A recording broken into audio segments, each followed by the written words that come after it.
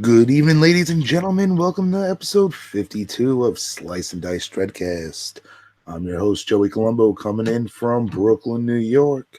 Here with my co-host, coming from sunny, hot as balls, Florida, J-Mac. What's up?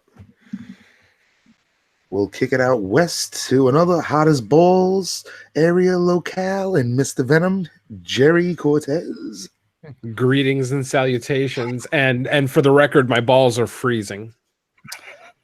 Very nice. Central air, eh? Alrighty. It's good to know that you got some nice nuts. And we'll kick it up in the tippity top, nipple stacked, freezing as a witch's tit cold up in Derry, Maine, Mr. Bill Casanelli. Hey, thank you for having me.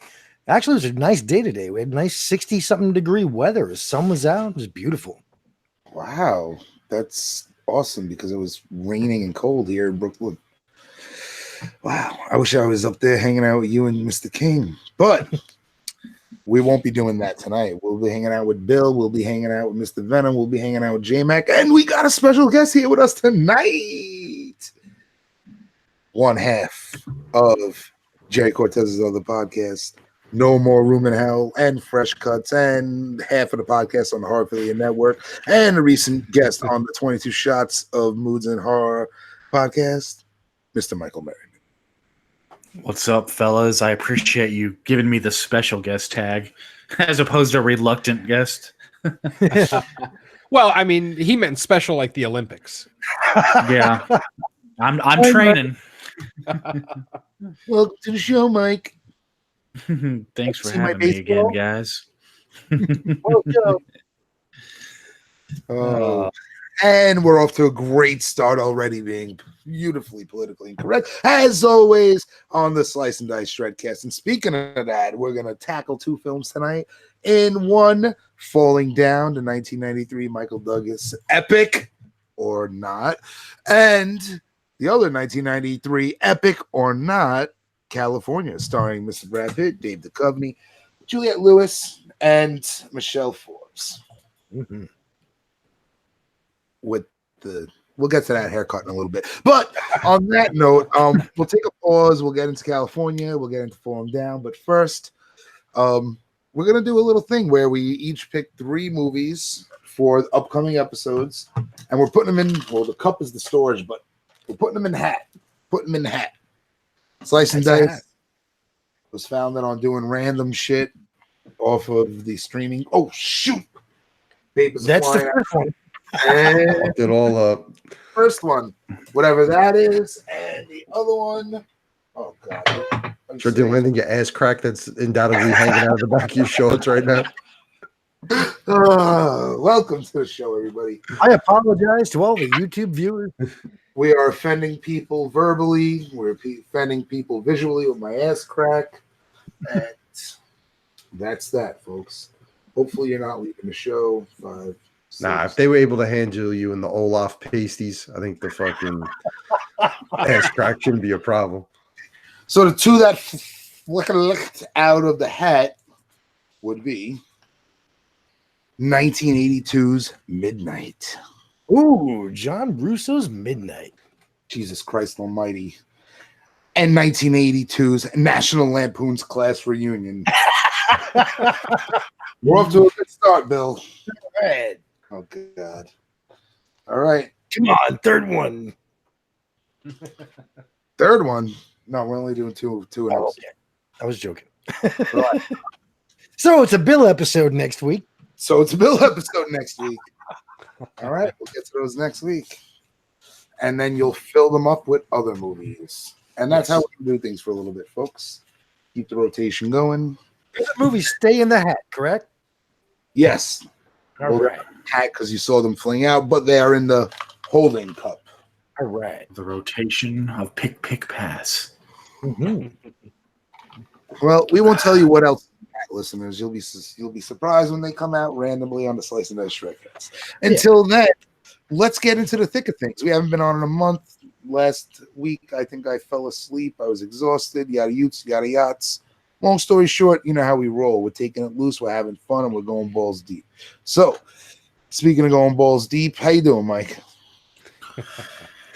I'm doing well. It's starting to heat up out here. So summertime's got me feeling hot, but hey, it beats the fucking winter, right? California. Perfect segue into the 1993 psychological thriller, California with a K. Bill, Oh, that's my turn, isn't it? you know it. Here we go. From the B, a journalist duo go on a tour of serial killer murder sites with two companions, unaware that one of them is a serial killer himself. No, Directed by kill him, man. Dominic Senya, written by Stephen Levy, Tim Metcalf, and starring Brad Pitt, Juliette Lewis, Kathy Larson, and of course Michelle Forbes with that haircut. What a lovely haircut, eh? It's a plot point. It's a plot point. It actually is. Oh gosh, it literally. Bill was sounding like a guitar there for a sec. So, Dominic Sena directed a shitload of music videos, and then eventually comes and directs California. I believe that was his full-length feature debut, if I'm not mistaken. But also directed Gone in 60 Seconds. Yep. Gone in 60 Seconds. I haven't seen that movie. What? Which Gun in 60? The original from the 70s with Ron Howard or the new one? No. The new one. Age epic. Oh, fuck, but which one? Gone in Yeah, 60 Seconds. From 2000, the newer one. Okay. And then, of course, Bill's favorite movie, Swordfish, starring John Travolta. Hey, Holly Berry's tits. I'll watch it. Oh, God. How much did they pay her just to show her boobs for like 8 seconds in that fucking movie? It was something astronomical, like in the millions that she got extra just to do that quick little fucking scene. Mhm. Many Hey, those are Oscar-winning breasts right there. You got to pay to see them. Gotta pay to play. Nope. And recently, he directed the other Nicolas Cage epic, Season of the Witch, 2011. Oh, I like that one actually. Those Your were some national definition treasures. of the word epic differs from mine. Yeah, wasn't great. But it was fun. I mean, I'm being very facetious tonight. So, Oh man. all right, California, 1993. Okay, these actually were my picks. Well, the number one reason I picked them is because I had them on VHS and I wanted to watch them. So that's the number one reason I picked them. But number two, movies I've seen before, movies that I believe will open up the doors to very insightful conversation. And let's see what happens here, folks. California, oh man, I mean, I'm a huge Duchovny fan, and I probably seen this, I'd say, in the early 2000s, very early 2000s, still, late teenage, maybe on the cusp of 18, right? And I thought it was a fascinating film back then. Now watching it now, I have a different opinion, and we'll get to that in a little bit. But ultimately, the initial reason, again, I think this could open up the doors for interesting conversation, regardless of whether I think the movie is a good or a bad movie. But I've seen it again at that point, and then I've seen it again sometime within the last 10 years, the earlier part of the 10 years. And when I seen it that time, again, I thought it was a fascinating film. But this time around, I had a very opposite experience. I thought it was fascinating in certain parts. Then certain parts I thought were extremely cliched and forced. I kind of thought Duchovny's acting wasn't where it works better as Fox Mulder than this writer, and especially works much better as he's a seasoned actor in Californication, where he's kind of a little stiff here and a little. I don't know if it's the character that's supposed to be too naive or his acting, honestly. But Well, he's playing a writer, and writers, if you know any personally, they're an odd bunch. I mean, the ones that I know, I love them to death, but they definitely can be standoffish, or they could be the complete opposite end of the spectrum, where they're just in your face and out incredibly outgoing, blah blah blah. So it's like authors run hot and cold. That was Mhm. Jerry's extremely polite way to call Joey a weirdo. Well, it's obvious his character. Once they pick up Brad Pitt's character, like they're definitely in over their head with like a serial killer along for the ride. The writer's getting his big scoop, but it's really too much. I mean, he can't handle it, which is not surprising. I don't think I can handle on a cross country trip with a serial killer either. See, I saw them as exact opposites. Hold on, hold that thought, Bill. Hold that thought. Hold on. This is my initial thoughts. Relax. Hold real quick, and then I'm going to pass it off to you, William. When I really started to question things was when he did whatever he did in the bathroom. I guess we'll talk about that later. And then told David to come in like, oh, yeah, there's no sink. And he was like, oh, that's a little weird, but okay. It just, I don't know. It took There's a lot of plot convenience in this movie. Yes, a lot of plot convenience. I mean, right down to just the basic core of the story. I mean, the fact that a guy who's writing a book on serial killers just happens to pick one up. I mean, I might have accepted it a little bit more if it was a hitchhiking situation, but since this was a ride share situation, I don't know. He had the opportunity to kind of screen these people ahead of time if he really needed to. It just seemed like just too much plot convenience. That's all. No, not just a serial killer, but one that pretty much kills indiscriminately for no goddamn reason. Yeah. I probably wouldn't even call him a serial killer in this movie. I'd call him a mass murderer. Yeah, he's just because he just kills for no reason. He's a mass murderer because there's no MO, there's no rhyme or reason to what he does. I don't think he's getting any sexual pleasure out of it. So yeah, I think the more correct term would be mass murderer. All right. No, and that's something that I want to get into, and I know you're an expertise on this, Mr. Venom, in a moment. But Bill, you wanted to say some stuff. Let's get your initial thoughts. Yeah, my initial thoughts on this was that this I saw before X-Files, before it came out, and I thought he was a good actor for the role in that he was the exact opposite of Brad Pitt, where Brad Pitt was like the loudmouth, crazy mass murderer. I agree with Venom there. And he was like the reserved. Actually, he wasn't really a writer yet. He was a college student in journalism. Right. And he posted this notice in the college. However, how the fuck did Brad Pitt's character find this in the college? He was the janitor. Yeah, he was going for a job interview as a janitor. Really? All right. Yep. Anyway, early grace. Plot convenience. Yeah. Yep. No, but I totally agree. It's not a great movie by any means, but a fun movie. Hell's yeah. Yeah, and that's the thing. Like, I remembered this movie being like, "Oh my god, that movie is fucking amazing, California," and I just walked away from it like that was all right. I thought it was interesting, and I think it still will open the door to good conversation. But I was taken aback at how many flaws this movie actually had. Now that I've been watching movies my whole life, but with a critical lens, grad school, studying literature, being, you see things a lot different, right, guys?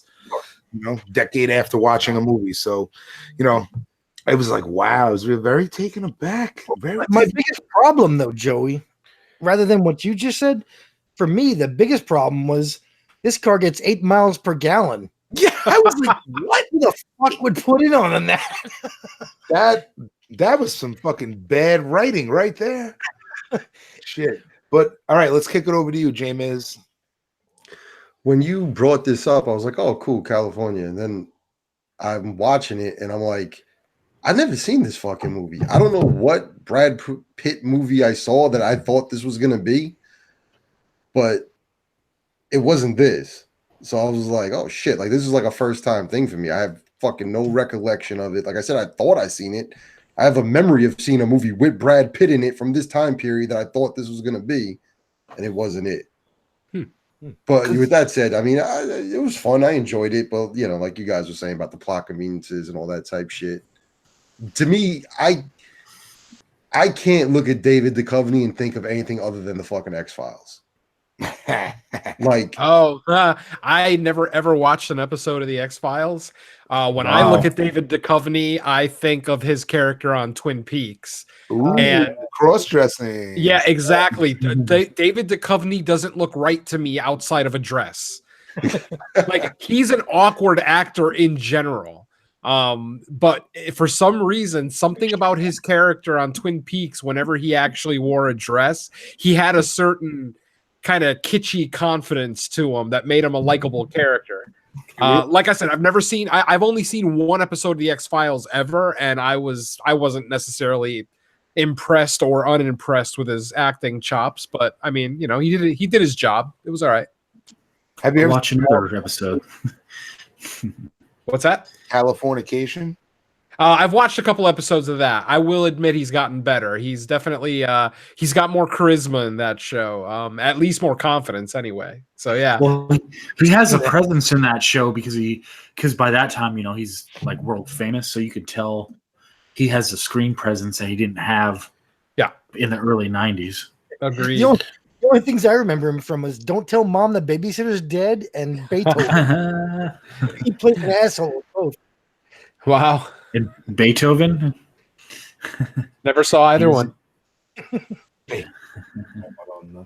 Dog. It's the irony that California, then, you know, a decade plus later, he stars in Californication. Mm. Yep. No, He plays on California, right? With the K and fornication. Interesting. there's a reason I didn't want to watch that show though, because The nudity is why you love it. That's no, I would love that, but I got a problem with one of the girls who's in the show. wasn't she from the Which nanny? one?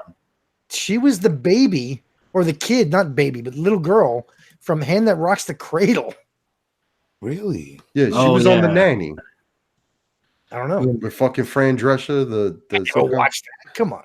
Yes, you did. Stop lying. You love Fran Dude, Drescher. Californication's like a who's who of who used to be too young to do nudity and then grew up. That's why I'm like, I don't know. I was in the 20s. Because Susan Sarandon's daughter was also in it, and she played like a stripper for a couple episodes, and she got naked, and it's like, damn, she got everything from her mom.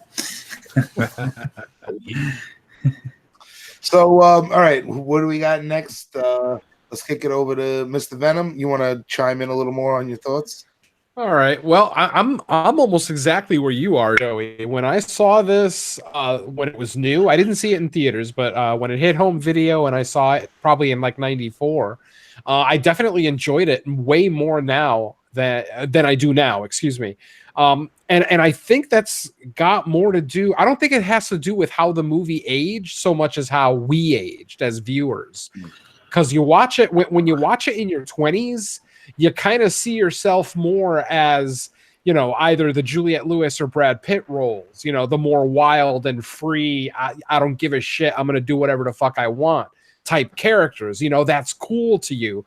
But then years later, when you're married and you have kids, and then you watch the movie again, suddenly you put yourself in the place of the other couple, the couple that's being victimized, because they come off as the more responsible adults. You know, even though they're basically college age, you know, they still come off as the more responsible too, the almost parent-like figures.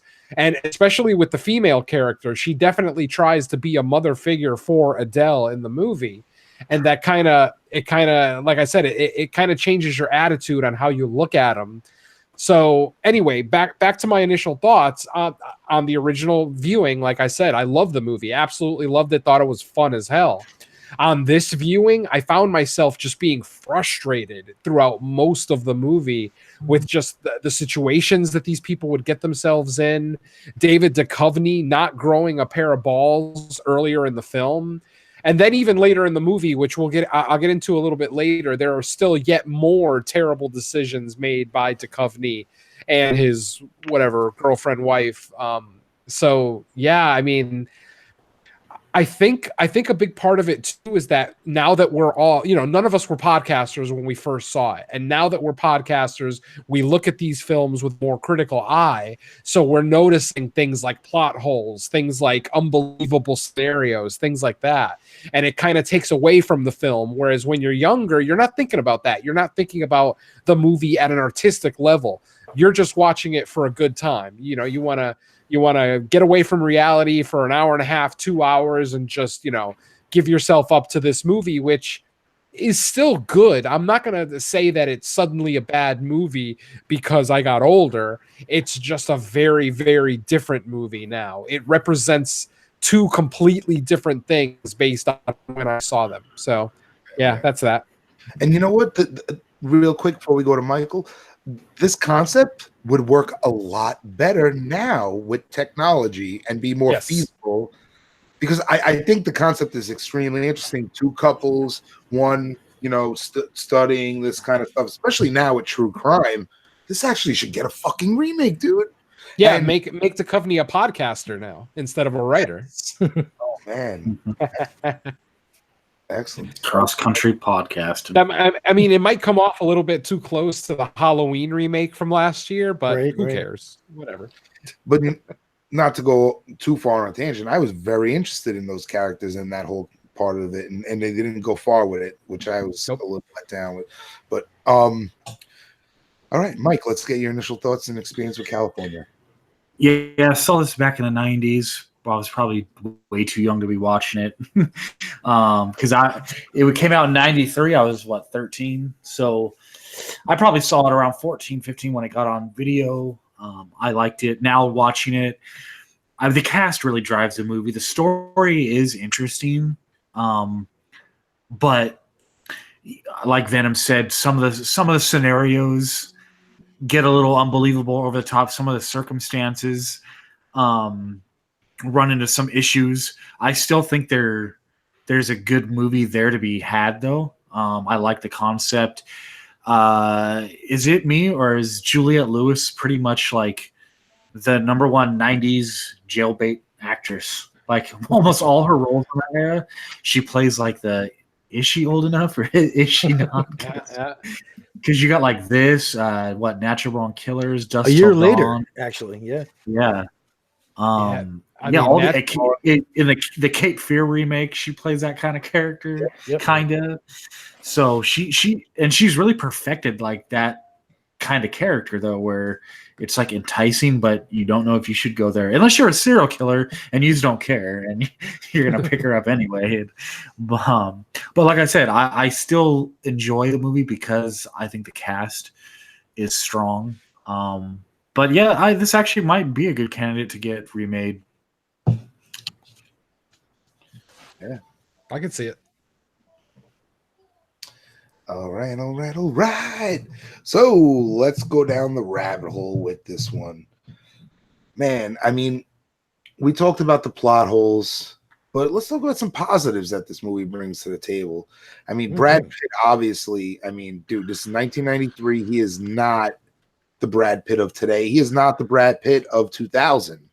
This is the era where he starts making that transition from like heartthrob to like serious actor, because you start seeing the roles he's taking. It's like this, Seven, Fight Club. I probably even skipped a couple before those. 12 Monkeys. 12 Monkeys. So he's definitely taking roles where it's not just like, hey, I'm a good looking dude. Like, look at me. It's like actually quality acting. Yeah, I mean, he's the Leonardo DiCaprio of the 90s. Yeah. 5 years prior, shave that dog and teach it to hunt. And I wrote that down. Also, another quote of his I loved. Don't you move, you Pinocchio-looking knuckleheads. Yes. And that's some of the great parts of this movie, the one-liners from early Grace, right? Yeah, it was good. What the fuck, this guy? He is a very interesting character, believe it or not. Absolutely. Because it's like, why is he just, impulsively killing these people? And he, he came out of prison, right? We don't know exactly what he did. We know what he doesn't do, though. Change his socks. Oh, Dude, Oh, that nice. scene was just so cringy. But I thought that again, spoke volumes. Like little things like that, I thought were, and that was the best parts of this movie when the four of them are on the road and they're having conversations, especially once the reveal happens, and Dave Duchovny finds out that he's a killer. Like the lead in, the plot holes to get there. It's a clunky ride, but then I'd say the last 45 minutes of this film is pretty fucking awesome compared to the bumpy ride you get into it. Because once it starts to unravel, it becomes that whole like not exactly a cat and mouse, because you only really get that a little at the end, but the tension is through the roof. You know what I mean? Just the four of them sitting in the car knowing that he just blew a guy's head off next to his wife. I mean, that you feel the tension, you know what I mean? Yeah, in those moments. So it does have some interesting stuff. Yes. Yeah. I love Ryan Kelsler's quote talking about early Grace when he's like, Early lived in the moment. He did whatever he wanted, whenever he wanted. I don't know if I was fascinated or frightened by him. Yeah, the voiceover I think is actually a positive in the film, definitely. Oh, haha. Like Our first disagreement. Ooh, I hate constant film narration. I'm not a fan. You want to do a narration at the beginning that just kind of set up the story? Awesome. But if you're going to come back, especially when it's one of the stars of the movie, like if it was a whole nother character or not even a character, just a random voice that we didn't know. Let me guess, Venom, because they live, right? There's that. Yeah, but at the same time, I just don't like narration. I'm just not a big fan of it. Do you think it's justified in this movie because he's a writer, so it's almost like he wrote about it and he's like kind of like reading over what he wrote? Like Stand By Me with Richard Dreyfuss. Yeah. I don't know, man. I can't get behind it in this movie. Stand By Me has stellar writing. Yeah. So even though there's narration in there, I can accept it because the writing is so masterful. The writing is not masterful here. It's fine. Don't get me wrong. I'm not saying it's bad, but when I hear Duchovny's voice pop in every 20 or so minutes, the bodiless voice, it takes me right out of the movie, and I roll my eyes a little bit, and I'm just like, this is just weak. It's a weak way to give us exposition. There are so many better ways to give it to us, and that's just narration is just the easiest way to do it. That's a good point. Like there's no skill behind it. it's funny because I'm the opposite. I'm like brought back into the things, remembering that, oh yes, this is Duchovny chronicling his experience with the serial killer, his experience firsthand when in the movie of the time of the events, he's absolutely really clueless to He's writing. topic. So, I mean, as a plot device, I think it works. And in Stand By Me, it works even better because of the fact of the recollection of 50 years or whatever it was, 40 years, right? This recollection is what, maybe a year or two, maybe 5 the most, that he's looking back on his life. I mean, her hair's a little bit longer, a year or two. You know what I mean? Her hair's longer. No, I understand what you're saying. I'm just saying, like across the board, I'm not a fan. So Just for me to really, really like film narration, like in Stand By Me, the writing has to be spectacular. Yeah. And so otherwise, it just takes me out of it. I'm not saying that I end up hating the movie because of it. I don't hate this movie. I'm going to end up saying a lot of negative things. I already have, and there's more to come. But I don't hate this movie. I actually do enjoy it. I don't know that I'll actually watch it again because, like I said, I was so frustrated on this watch, which we'll get into as we get deeper into the story. J-Mac, what do you think about that overhead narration? It didn't like bother me, but David Duchovny has like a voice that just puts you to sleep. Yeah, it's like a dry fart or something. I don't know. It's just fucking like, I love Duchovny. He almost kind of has like a quasi mumble to his talk. Yeah, it's just very like, it was like very droll. Yeah, X-Files, so it's all right. What did you? Yeah, it worked. It probably works as an FBI agent, but I don't know. As a young author, I don't know. It's weird. Like it didn't work for me. It definitely works much better as Fox Mulder. Oh, you yeah. know? where it's that more straight laced, doesn't go up and down in tone, right? Like But- even the way he would talk into the fucking voice recorder, like when they'd get to the different locations, would fucking. I'd be like, yeah, this fucking guy. His You name- know? and now I'm in a new place, and Right now he'd have his iPhone like, I'm here at fucking the farm where he killed his family. But it'd be David Duchovny, so it's like, We're getting crazy. Wait I till you didn't know what guys to hear my favorite parts of this movie. What's that? I can't wait till you hear my favorite part of this movie. Let's hear Oh it. God. All right, let's Brad Pitt boning Juliette Lewis in the car. go. Ah. God, no. I'm one of those people who don't find her attractive, actually. Same here, buddy. I see her father in her face. Yeah, But no. yeah. Who's the father? Jeffrey Lewis from Salem's Lot. Mhm. Ah, Anyway, and Clint Eastwood movies. Anyway, apart from that, the thing I love the most is the fact that I didn't get this back then. This viewing I did. Whenever they go to a killer's place, for example, I wrote this down. So 6 minutes in, right? They reach Bradbury Textile Warehouse in Pittsburgh, Pennsylvania. Brad Pitt. 27 minutes in, they reach Novak Farms in Forbes, Tennessee. Michelle Forbes.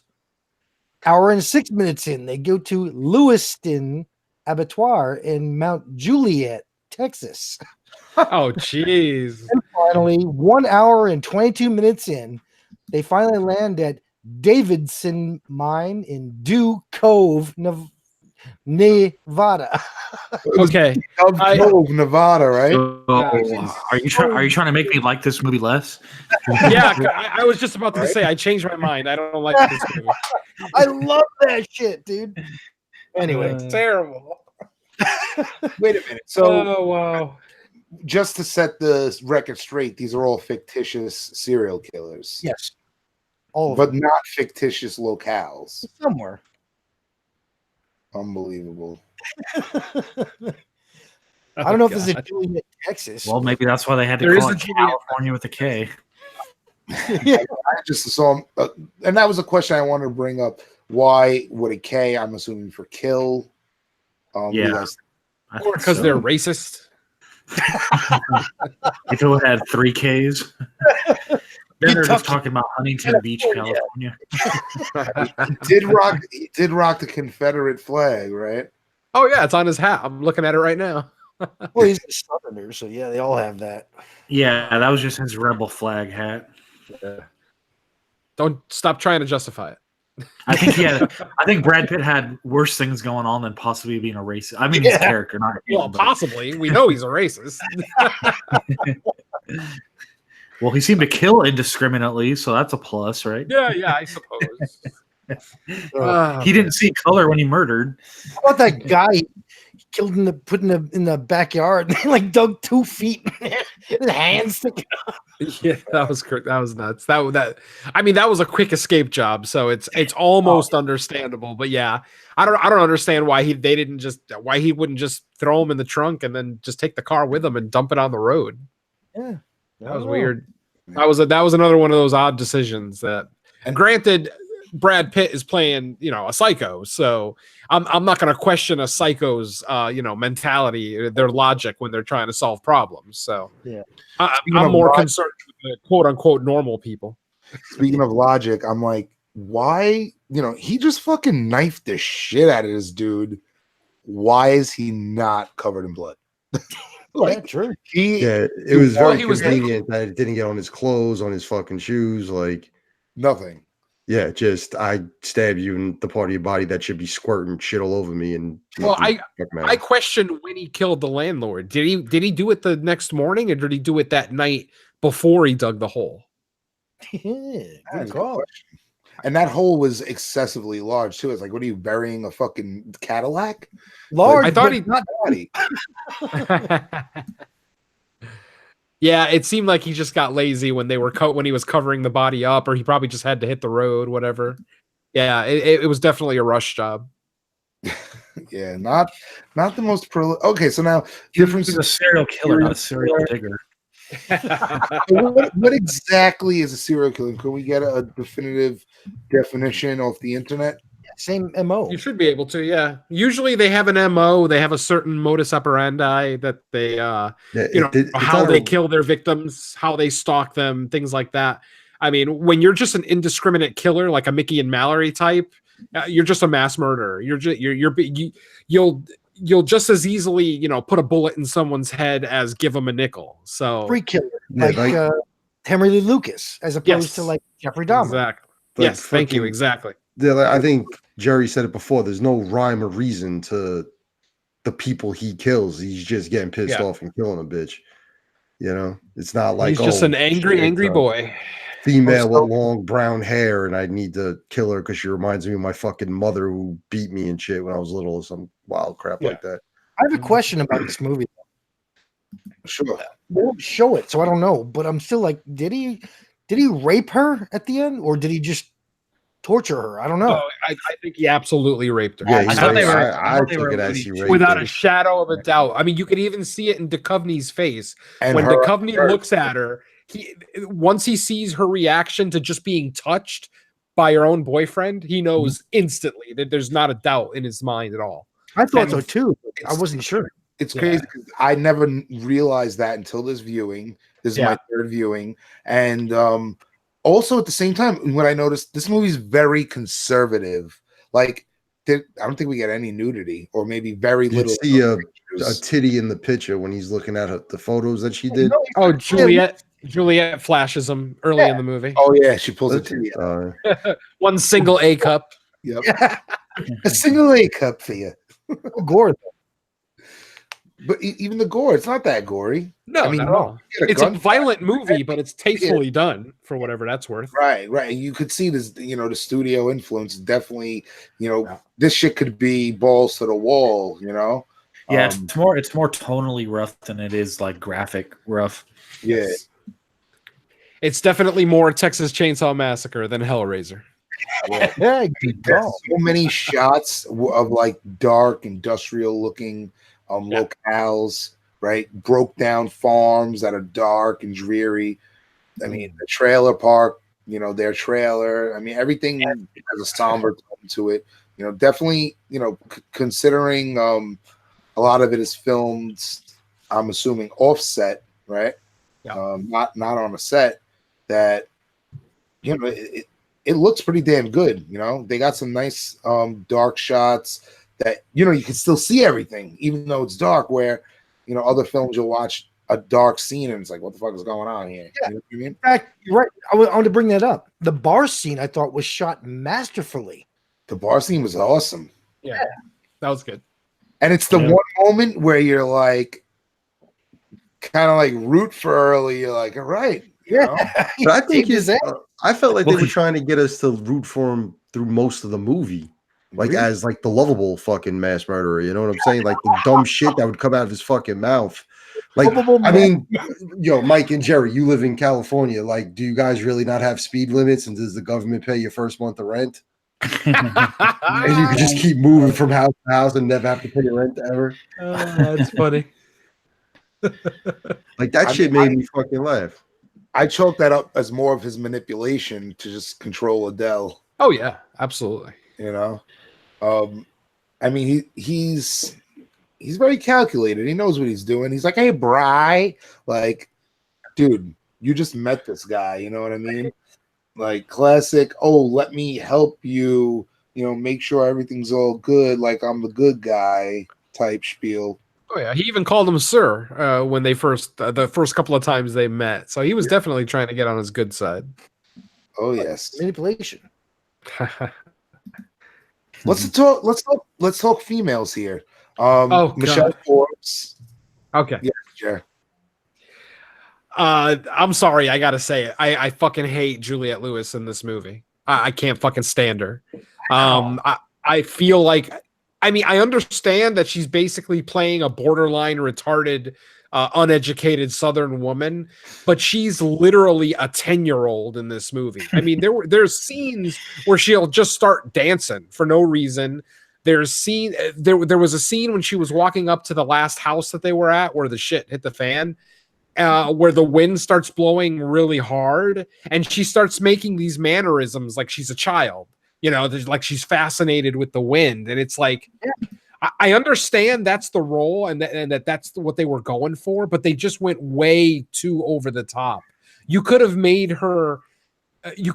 Adele at least have some kind of backbone. I mean, it just bothered me that she was just so fucking dumb. She went full retard. She did full on. I mean, Never go full doing the retard. voice. See, But I'm yeah, like, I found myself loving- just wanting to strangle her halfway through the movie. See, I actually love this character. I thought she did a great job with her. And I love that scene where she's in the wind. I mean, think about wind. Wind could be so graceful, yet extremely violent. You know what I mean? Which is exactly this couple. What are you, fucking Bruce Lee, talking about water? Jesus Christ. Well, those guys, I'm not. I'm going to say that's more an analogy to her, to Early, than to them as a couple. She didn't have a violent bone in her body, so I don't look at them as a violent couple. It's just a violent dude. Well, that's the thing. Yeah, she's not violent at all. She's so gullible. She's so naive. She's a naive small town girl thinking she's just going on a cross country adventure to get to California. She's the wind blowing in your hair, riding your bicycle. You know what I'm saying? Where he's the motherfucking Hurricane Katrina. You know what I mean? I understand that, but she also had a job, so she had some sense of responsibility that I got bills to pay, but she didn't come off as mature in any other scene other than when she's working, and that doesn't work for me. Yeah, I gotta agree with Jerry, man. She's a child through the whole thing. I think the point was they were trying to get across like how innocent this girl is, but like he said, she literally is playing like a fucking 8-year-old. Like I was on board for the first half hour or so, but then they just kept piling on, and then her denying that Early did anything wrong, and just it just kept getting worse and worse and worse. And let me tell you something, has been traumatized, right? And when she gets to her final end, I did not even remotely emotionally shed a tear. I was like, "Oh, thank you." You're like that. You're like, that's what I really got on Early's side.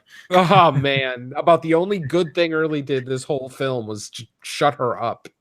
God. I'm the opposite. I mean, I wasn't like crying by any means, but I was like, it speaks volumes, sure. Early's character and the fact that he would just kill her, No, it definitely, I didn't lose the metaphor by any stretch. I definitely understood what the director was going for. I just feel like he went a little too overboard with this girl. Like if she would have been introduced as a girl who was like locked in her house by her parents and they never ever let her go out and experience the world, I might have been a little bit more okay with what we were presented.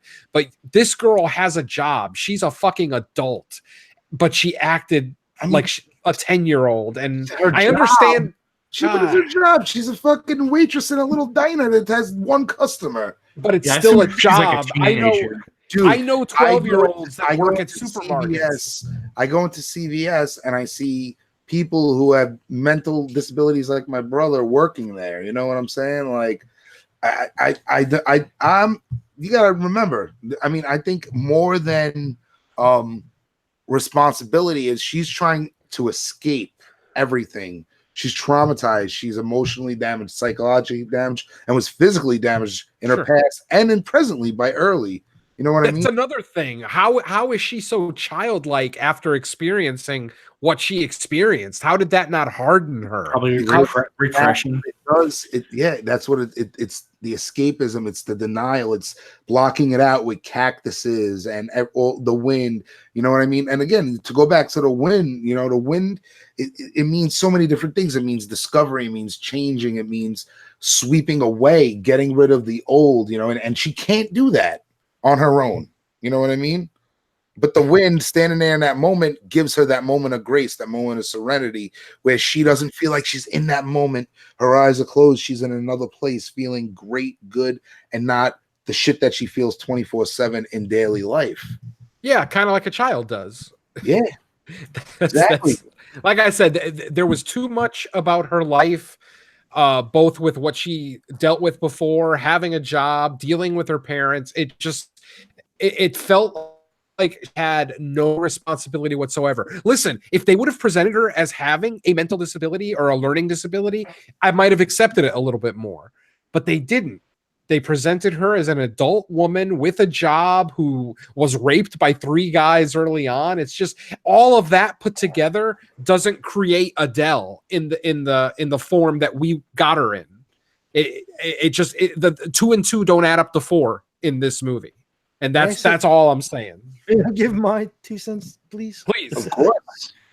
I want you guys to realize, yes, Venom is right that she has the mentality of like an 8-year-old. But I want to express that in her mind, do you remember when he shot the guy in the head in the gas station there? Yeah, that was fucked up. All right. They came out, and I think Brian said, "What happened back there?" And Carrie, the wife of Brian, goes, "Oh my God, he shot him! He shot him in the head." And what does Adele say? No, he didn't, Carrie. Like she saw it and don't believe it. And she says no to what's his name? To Brad Pitt's character. Oh, he's okay. Because girl was like, "Oh, he was breathing when I left the store." Didn't he say that? Yep. She's got her. He's breathing. And also, she says you hurt those people when she actually revolted to him with the old couple with the husband. She says you hurt him, never killed him. So I don't think she really knows the difference between like death and like hurting someone. Well, she definitely seems like she has mental blocks for certain things. Yeah. Like she's not all there when it comes to certain things. And it's probably could just be, repressing violent memories. Yeah. Right. So I think really she is an adult. She's having sex with Early, but she doesn't know the difference between death and hurt, and the fact that like you die for good, For sure. So I think you're both right on that. I totally agree with you. All I'm saying is that they layered it on a little too thick. Just dial it back a little bit, and I would have been totally accepting of it. Right. And that's just a personal thing. It's just my 2 cents. I think they went overboard on Adele's character. Other people will watch it and think Adele was perfect, and that's cool. That's just as valid an opinion. But for me, all I can tell you is how I felt watching the movie. And less than an hour in, I wanted her dead. And I'm not usually like that. I'm not usually, just because a character on screen doesn't fit into, my thought of where the character should go doesn't instantly mean I want her dead. But in this case, I wanted her gone. She didn't have to die. Just send her away. I just didn't want to hear her voice anymore. Like when, he used to beat her and rape her and do all this shit early. She just said, "You're mean." That's it. Mean. Yeah. So this means she's been treated worse, man. It's very childlike. Everything she does is childlike. Yep. Getting abused repeatedly would probably put you in that childlike regression. But weird enough, she looks at that abuse as like protection, because doesn't she say to Carrie, like, I know that Early would never let that happen to me again after she tells him about the rapes and shit. Like, that's her because he's not raping her, like everything else he's doing to her is okay. Mm-hmm. Well, that's the thing too. Like, he's protecting her. He's the only one that's protecting her, so she doesn't want to believe that he's really doing these horrible things. All she knows it's happening. She's trying that. It just goes to show either, and it's not fleshed out enough, rather than I think too thick, that it, is she consciously blocking this out, and it's just been her blocking so long that it's almost like if you lie to yourself, you believe it type deal. Right. Or is she, really? I think it's a combination of both. I mean, think about it. She's just a damaged character, regardless of if she has a couple of wires crossed or not. Throughout her years, she's had nothing but shit pile up her way, and the one little saving grace is this animal Early Grace. You know what I mean? So the way he treats her is like gold compared to the way she's been treated in the past. Right. He might. Well, I mean, yeah, you can even say the same thing, like a similar situation with her character in or Juliette Lewis's character in Natural Born Killers. She's been abused, and then Mickey comes along and takes her out of that situation. But in turn, she basically turns into a fucking mass murderer because Mickey's her new fucking keeper. Right. Doing the same thing he does. But yeah, well, I agree with you there, Joey. I also agree with Venom in the fact that when I first saw the movie, the end of the film with her with the tape that she didn't mean to be found. Remember when she did that long diatribe on the tape recorder? Mhm. I actually cried back then. Now I didn't. I was like, oh man, that was kind of trite nowadays, but Yeah, a little bit. So but yeah, both of your points. I was thinking about the name. I typed in Kali into Google, Kali, and what comes up is penetration testing and ethical hacking Linksys distribution. And right under it is the Wikipedia page for the Hindu goddess or Devi of death, time, and doomsday, and is often associated with sexuality and violence, but is also considered a strong mother figure and symbolic of motherly love. Interesting. Half of that I could definitely be on board with. The motherly love stuff I'm not too sure about. But then actually not. She was like a mother figure to Adele. So Carrie. Yeah. Good call. I knew there had to be something with the K. More than just kill. That would have been California, like Mike was saying before. I think some people actually it's a very polarized film. I think this is going to be a hard one to rate. No, not for me. In my head, it changed like 3 times over this conversation. Yeah, not for me. There's a couple of painful scenes in this movie that kind of, in my opinion, hurt the overall rating.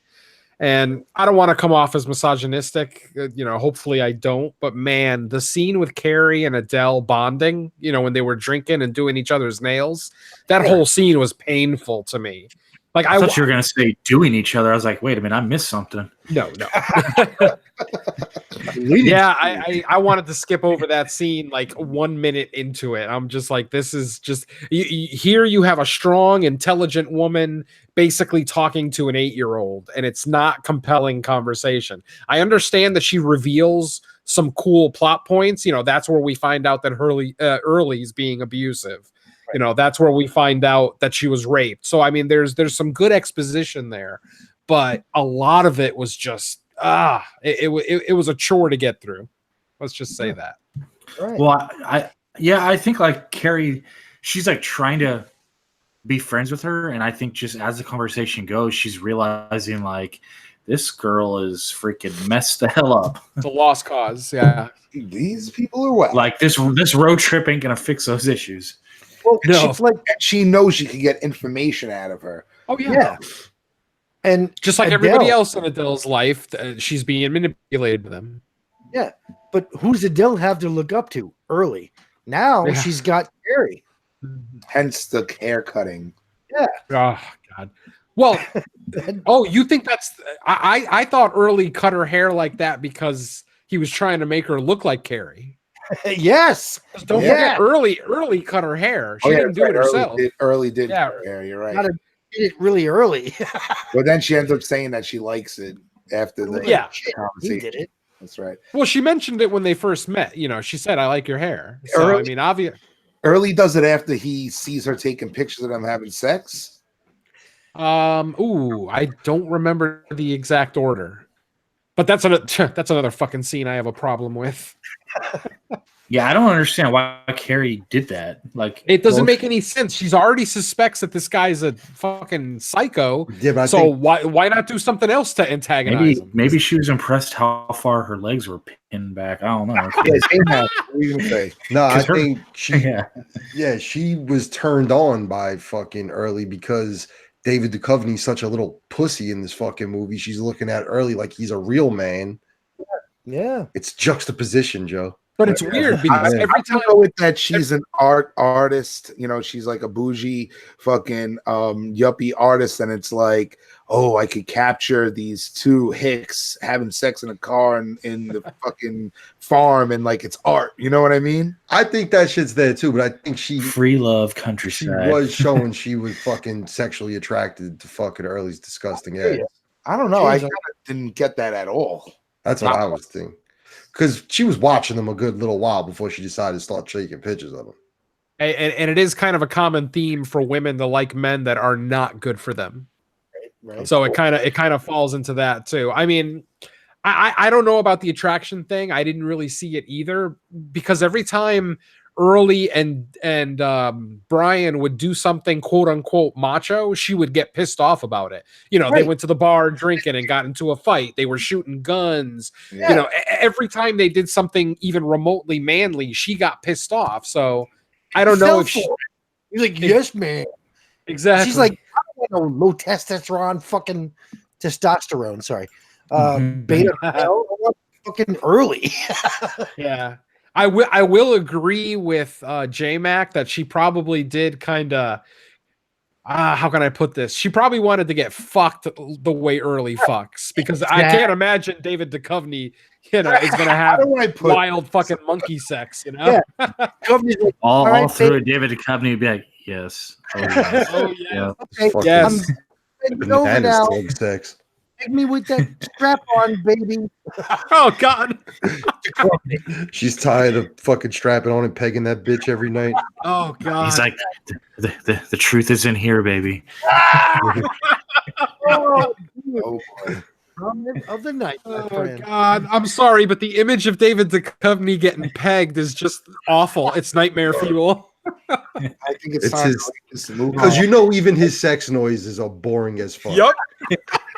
Like, You know, in real life, he went to like sex addiction fucking rehab, right? Yeah. Oh, yeah, real life. Guys, That makes sense though, yeah. I mean, he was super duper famous. He probably was able to pipe any bitch you wanted at one fucking point. Of Oh, course, you can at get a this sex point, addiction. yeah. Absolutely. Yeah. Shit, he'd be running through them 4 or 5 at a time at those conventions and shit. Maybe that's why he comes off as kind of, I don't know, almost rigid to me. Like I like his performance in this movie. It's not one of his best in my opinion, but I think, I mean, you might be onto something there, J-Mac. He might, you know, because he's such an opposite personality in real life that he doesn't know how to play, you know, a wormy little shitbag, you know? Well, and two, I think his character is so upset in the movie, is so obsessed with like visiting all the serial killer spots, and the girlfriend, it gets revealed that she kind of went along with it because it was a way to get to California, but she's not totally into it. So she's probably frustrated and annoyed, and goes out there and sees Brad Pitt and Juliette Lewis banging. So she's like, okay, let's see what we got here. And maybe it's a little artisticness, but also it might just be her kind of, you know, a little interested. Yeah. That's an odd scene for me. Like I said, at this point, she already knows that Early has been in jail, that he abuses Adele, and I don't know. It just comes off as odd that she would be so willing to not even hide the fact. I mean, it's one thing if she was like standing in the building, like crouching in front of a window. She's at the door, you know, open to everyone, taking these pictures. It's almost like she wanted to get caught. It was weird. Chicks dig the bad boy, man. Exactly. Yeah. No, I'm on board with that. All right. Well, I what do you think? Ratings, final thoughts, and move on to Falling Down. Yeah. I mean, there's not really a whole lot more that I had. A couple of goofs. Like, did you notice that he calls that gun Japanese, and it's clearly an American gun? Yeah, I'm not familiar with firearms. It's I can tell you a difference, bro. That's a U.S. military issue sidearm. I forget the exact kind of gun it is. I had it written down somewhere, but I don't have it right now. But anyway, yeah. So he calls it a Japanese gun. He says that his daddy got it for him, but it's clearly an American gun. Daddy. Whatever. My daddy got it for me. Yo, there's also multiple scenes that's supposed to be night, and it's obviously not. Like they're in the diner, and like the sun is shining through, and like same thing. The girls, I think it was the girls in the hotel room. They're talking while the guys are at the bar, drunk in the alleyway at night, and it's fucking daylight in their room. Yeah. Did anybody else think, and this might be me just nitpicking at this point, did anybody else think that Early's teeth were way too white for the character? Yes. Like he's supposed to be this dirty scumbag criminal, but he has the whitest teeth I've ever fucking seen. Yes, he gave a smile, and they were perfect, white, and lined up. And I was like, "Ooh." Weird. I mean, he's got that little chip there in the middle, which I guess he did for the movie, but I couldn't get over how, you know, they're trying to portray this guy as this kind of sleazy kind of criminal type, yet he's got these perfectly manicured teeth. I couldn't get over it. Black out some teeth, man. I don't know. Maybe I'm just prejudiced. I just expect every redneck to have shitty teeth and chewing tobacco and blah blah blah. Yeah, I'm prejudiced. I've just come to that realization. It's all right. Sorry to all our southern listeners. I don't know. And yo, where did they get that Chinese food in the middle of nowhere? You'd be surprised where you can find Chinese food sometimes. Yeah, I don't know. It's pretty nuts. I mean, because if they were on Route 66, then there's plenty of food places around. I mean, it looks obviously they're going to hit a lot of patches of just desolation, but there's also a lot of, you know, little random stops here and there. I took Route 66 for a part of my ride from Pittsburgh to California just because I wanted to take the scenic route. From California, Pittsburgh here. Nice. Yeah. But yeah, I don't know. Like I said, you'd be surprised where you find Chinese food. I found Indian food in the middle of the desert once. That one freaked me out. Like literally just a standalone little Indian restaurant, like with nothing else around for miles. That's hysterical. Like, hello, please stop, get some food, Please buy the food, please. Oh man, we're alienating all our fans. Awesome. Yep, that's what we do on this show. You didn't know? I love it. Let's. I got to think of an Asian joke before we're done. I got a joke for you guys. Oh no. Oh Jesus. It's not Asian, don't worry. Let me make a note. At the end of this segment, edit out Bill's joke. You probably will when you hear it. All right, guys. What happens when you eat aluminum? What? Oh boy. You sheet metal. Oh God. Wow. I would expect that from man. Mike, but not from you. All right, how about this? How about I don't know if I can do this. All right. Here we go. What do you call a monkey in a minefield? Oh boy. Ba-boom. That was slightly better. What you got, like a dad joke book next to you right now? Nah. Oh man. And what's your rating for this movie, Bill? Kick it off. Final thoughts and rating. Final thoughts. I saw the movie when it came out. I liked it. I loved it. And watching it again, I'm like, lowered its rating, but it's still a fun watch. I cried then. I don't now.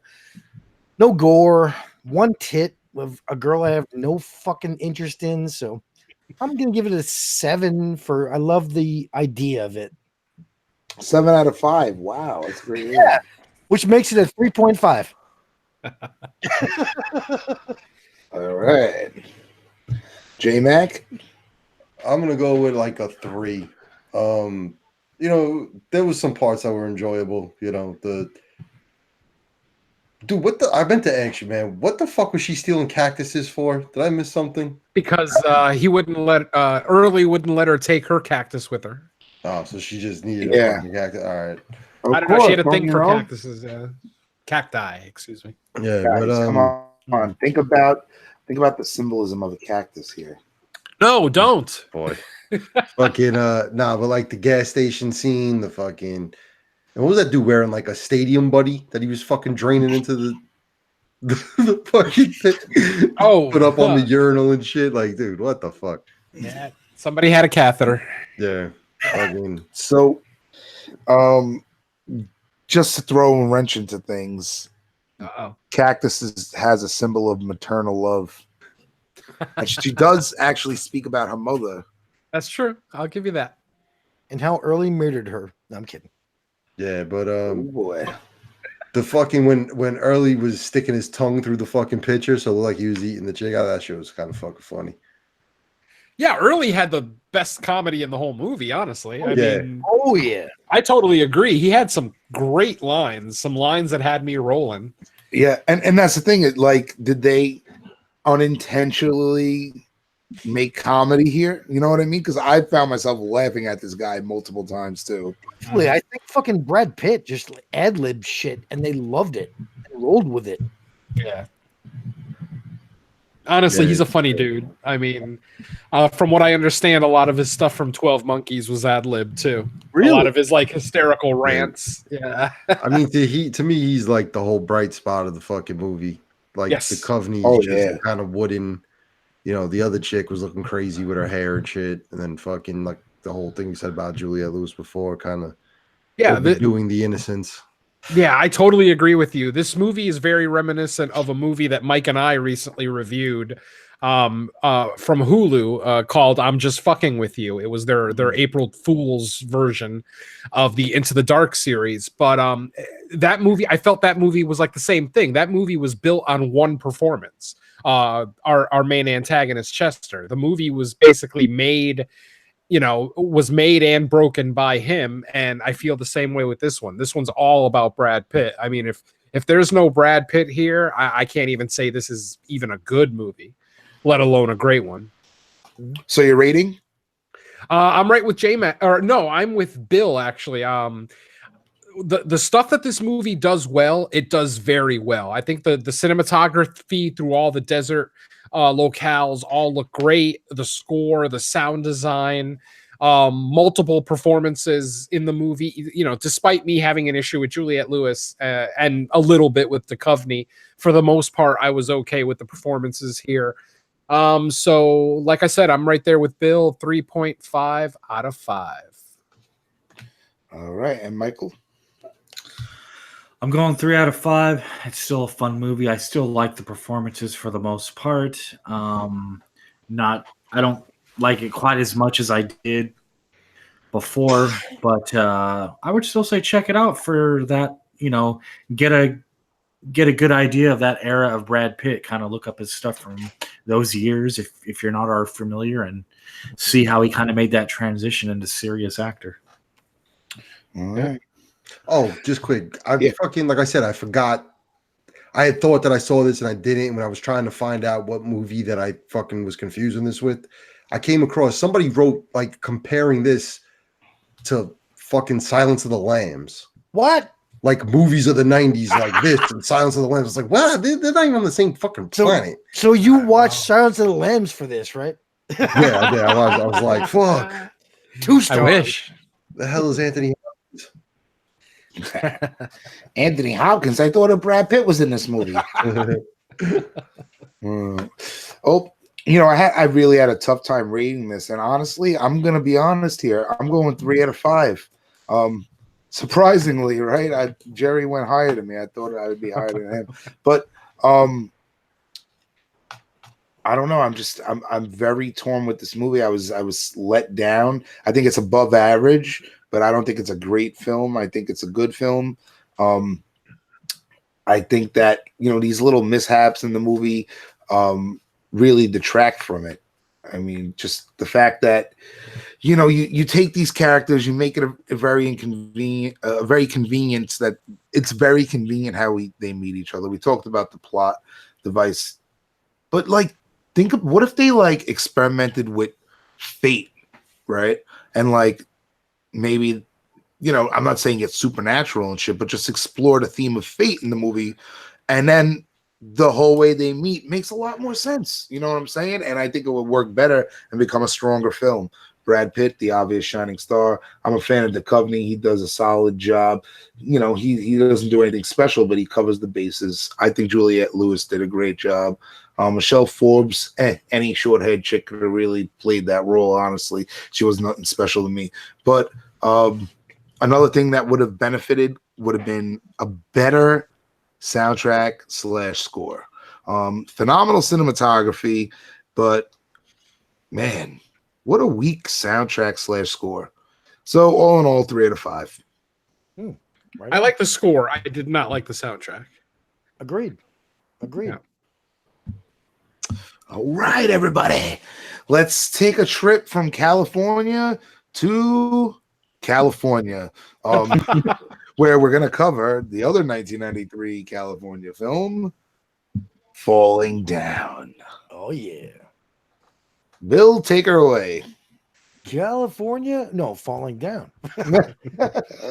All right. An unemployed defense worker, frustrated with the various flaws he sees in society, begins to psychotically and violently lash out against them. Directed by Joel Batman Schumacher, written by Ebby Rose Smith, starring Michael Douglas, Robert Duvall, Barbara Hershey, and some other people like Tuesday Weld and Frederick Forrest. All right. And you know, Schumacher directed Bill's favorite movie, Batman and Robin. The nipples. Love those nipples. Didn't he do Batman Forever too? Ugh. Yes, he did Batman Forever and Batman and Robin. Yeah. He ruined Batman. He also did Mike's favorite movie and J-Mac's favorite movie, St. Elmo's Fire. Hey, Oh, good Lord. movie. No, The Lost Boys, of course. Yeah. All right. Falling Down, another one that I picked, A, because I had the VHS, and B, because I haven't seen it in even longer than California. I've only seen it once, and it was actually shortly after it came out. I was probably like 10, 11 years old. So I totally did not get it. The only thing I really remembered was the scene of him flipping out in what I thought was McDonald's, you know, the whole time in my brain. But Well, it's just a fake place of McDonald's. And wow, does this movie make me question things a lot, a real whole lot. I think this is a very, very interesting film.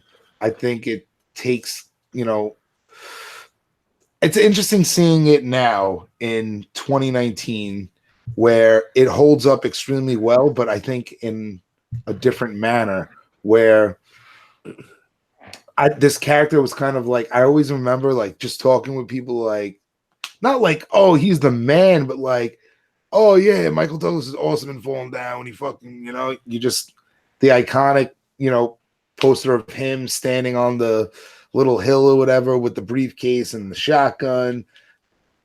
It's iconic, you know what I mean? Everybody knows that poster, but like, how many people do you see, you know, discussing the movie, talking about it contemporarily? Not many, but I think it's something that should be looked at because people might look at it differently where this guy is the opposite of an anti-hero and just a complete villain. So that's my initial thoughts here. I enjoyed the experience. Was a better experience than watching California. That's for sure for me. I don't know how you guys will feel, but ultimately, when I walked away from this film, I was like, whether Schumacher made this with, you know, subtle, hidden, unconscious racism or and, you know, white male aggression, or is it really him exposing, you know, the grittiness of it all, right? And the complexity of it. I really question the motives of the filmmaker, but regardless, I think at the end of the day, as a viewer, the message that, you know, you could walk away with here speaks volumes, especially more than ever. But let's kick it over to J Mac. I haven't seen this in a long time. I'm trying to think back to when I did, probably sometime in high school. I checked it out, but yeah, everything you're saying, like today's political climate could speak a lot to some of the shit that goes on in this movie. It was enjoyable. I enjoyed it, and it was crazy. And one of my favorite things about it was fucking the Sir Mix-a-Lot Baby Got Back fucking ad in the background of one of the scenes. Did you see the giant ass on the street? It was like, yeah, look at that. That was cool. So, but it was fucking, it was dope. But yeah, like you were saying, Joe, about at the time he was like an anti-hero. Now he could come across very much as a villain. All right, let's kick it over to Bill. Yeah, this one I actually did not see in the theater, but on cable, like in '94, and I remember liking it, but not loving it. I was like, yeah, it's okay. So, initial thoughts were, guy gets frustrated with life and starts being a vigilante. All right, cool. Nothing really like stuck out to me then. Starts Now- being a vigilante. Yeah. Now, holy shit, this fucking movie spoke to me. Yeah. I'll lay it there. This fucking movie is brilliant. I did not see all the comedy in this movie back then. Mhm. Wow. I mean, dude, the symbolism in this movie is fucking in your face rampant. I was jizzing everywhere. Oh, yeah. A lot of symbolism, but also a lot of humor. I didn't know. Joel Schumacher, man, he directed one of my favorite movies of all time, 8mm. And that was much later, which I did see in the theater. But this, holy shit, I was like taken aback. Like, oh, man. Mhm. And the angles he had with the cameras and yeah, I'll save it. Go ahead. Yeah. Hell yeah. That sweaty face in the very beginning, right? The close up. Dude, everything from his haircut to the fucking briefcase he had. Ugh, loved it. Yeah, I mean, we'll get to the looks in a bit. Let's kick it over to Mr. Venom. This is another one of those movies that kind of I changed my opinion on after seeing it, brand new. This I did see in theaters. I actually saw this not quite opening weekend, but a couple of weeks after it came out. I remember a girlfriend of mine at the time, we went to see it, and I remember loving the movie. Now, when I say that my opinion has changed with the more recent view, it's not actually the opinion of the movie. I still think this movie is stellar. I think it was very well made, has a lot to say, lots of symbolisms, lots of metaphors. What's changed is my opinion of Michael Douglas's character specifically. When I was younger and I saw it back in 93, I walked out of the theater hyped up like a lot of people, like, oh, he's the anti-hero for our time, blah, blah, blah. I was definitely behind him. But man, watching it recently, it Dude, just, wow, same. This guy is kind of shitty. I mean, this he's basically a sociopath. Yes. And even, I don't want to skip ahead to like individual scenes quite yet, but it's like, even in scenes where he's quote unquote the protagonist, for example, when he runs into the gang members and it's like, am I supposed to feel good about the fact that he just beat the shit out of these two gangbangers? Because it's like one sociopath beat up two other sociopaths. So how am I as the viewer supposed to feel? I was very confused at what the director's motivation was for how he wanted his audience to feel watching this movie. This is one of those movies where 10 different people can watch it and they'll have 10 different, opinions on how it made them feel, what they liked, what they didn't like, blah, blah, blah. But I'm definitely one of those guys that I don't know what the motivation for this movie was, because watching it as an adult and as, a more seasoned film critic, I can't get behind this guy at all.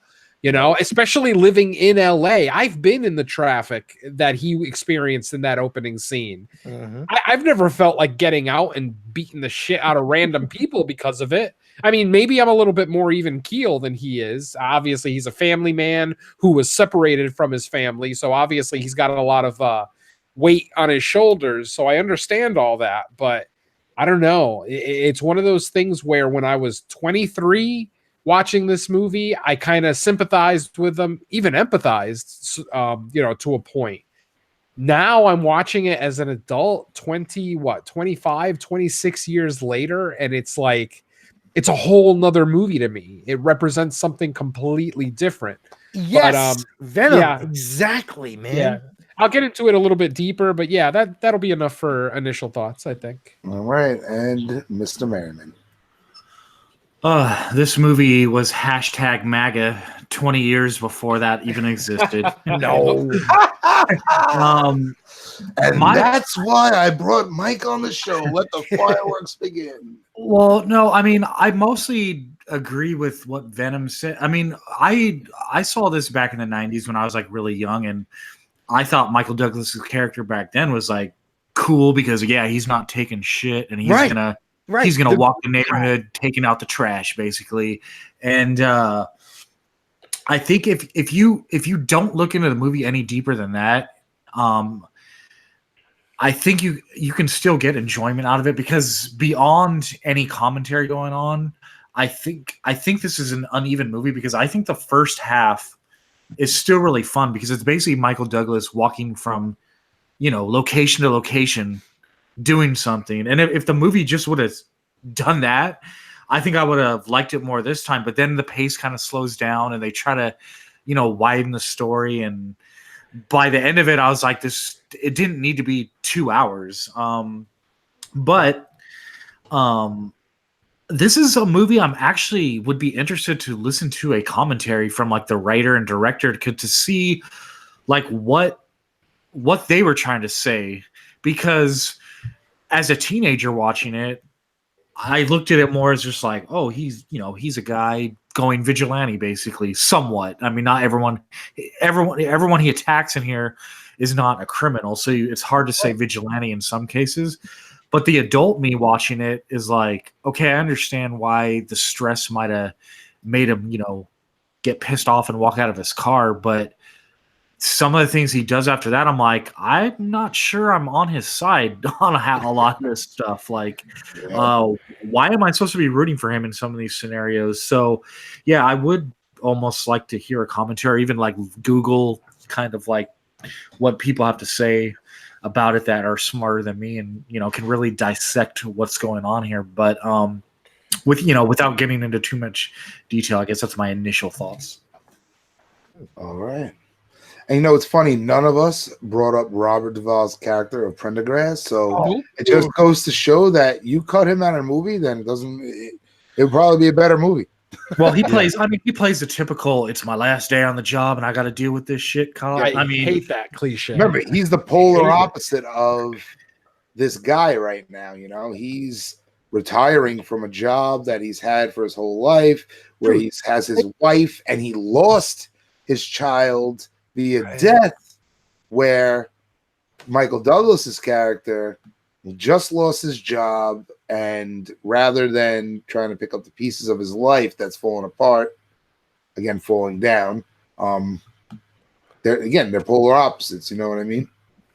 Yeah, no, I totally agree, and I don't have a problem with Duvall's performance either. I just am sick of that cop on his last day trope. Dude, it's like it doesn't add anything to the story. Why did I need that information? Like, why not just let the story, develop as it would? I mean, we have working eyes, so I can see that he's old. I can make the assumption that he's near retirement. To make it an actual point that it's his last day, I felt like it held no bearing to the rest of the movie. More plot convenience. Tell us, Bill. The whole point of that, which I thought was fucking amazing, is the fact that they first told you it's his last day, right? He's old, he's retiring, and he's behind a desk, and that everyone teased him about, you're going to die today. It's your last day. You're going to die. So he's putting that in our heads saying he's dead by the end of the movie. Dude, that was the whole joke. I love that.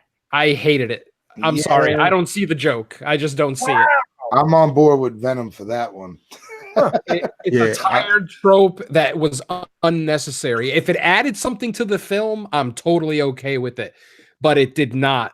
Even the inclusion of his wife. That's what I was going. His wife to me was there for no reason at all. Again, just to eat up time. He could still be retiring, whatever, but you're going to retire once you reach a certain age anyway. The idea that he had to retire because his wife was losing his shit had really no fucking bearing on what was going on to me.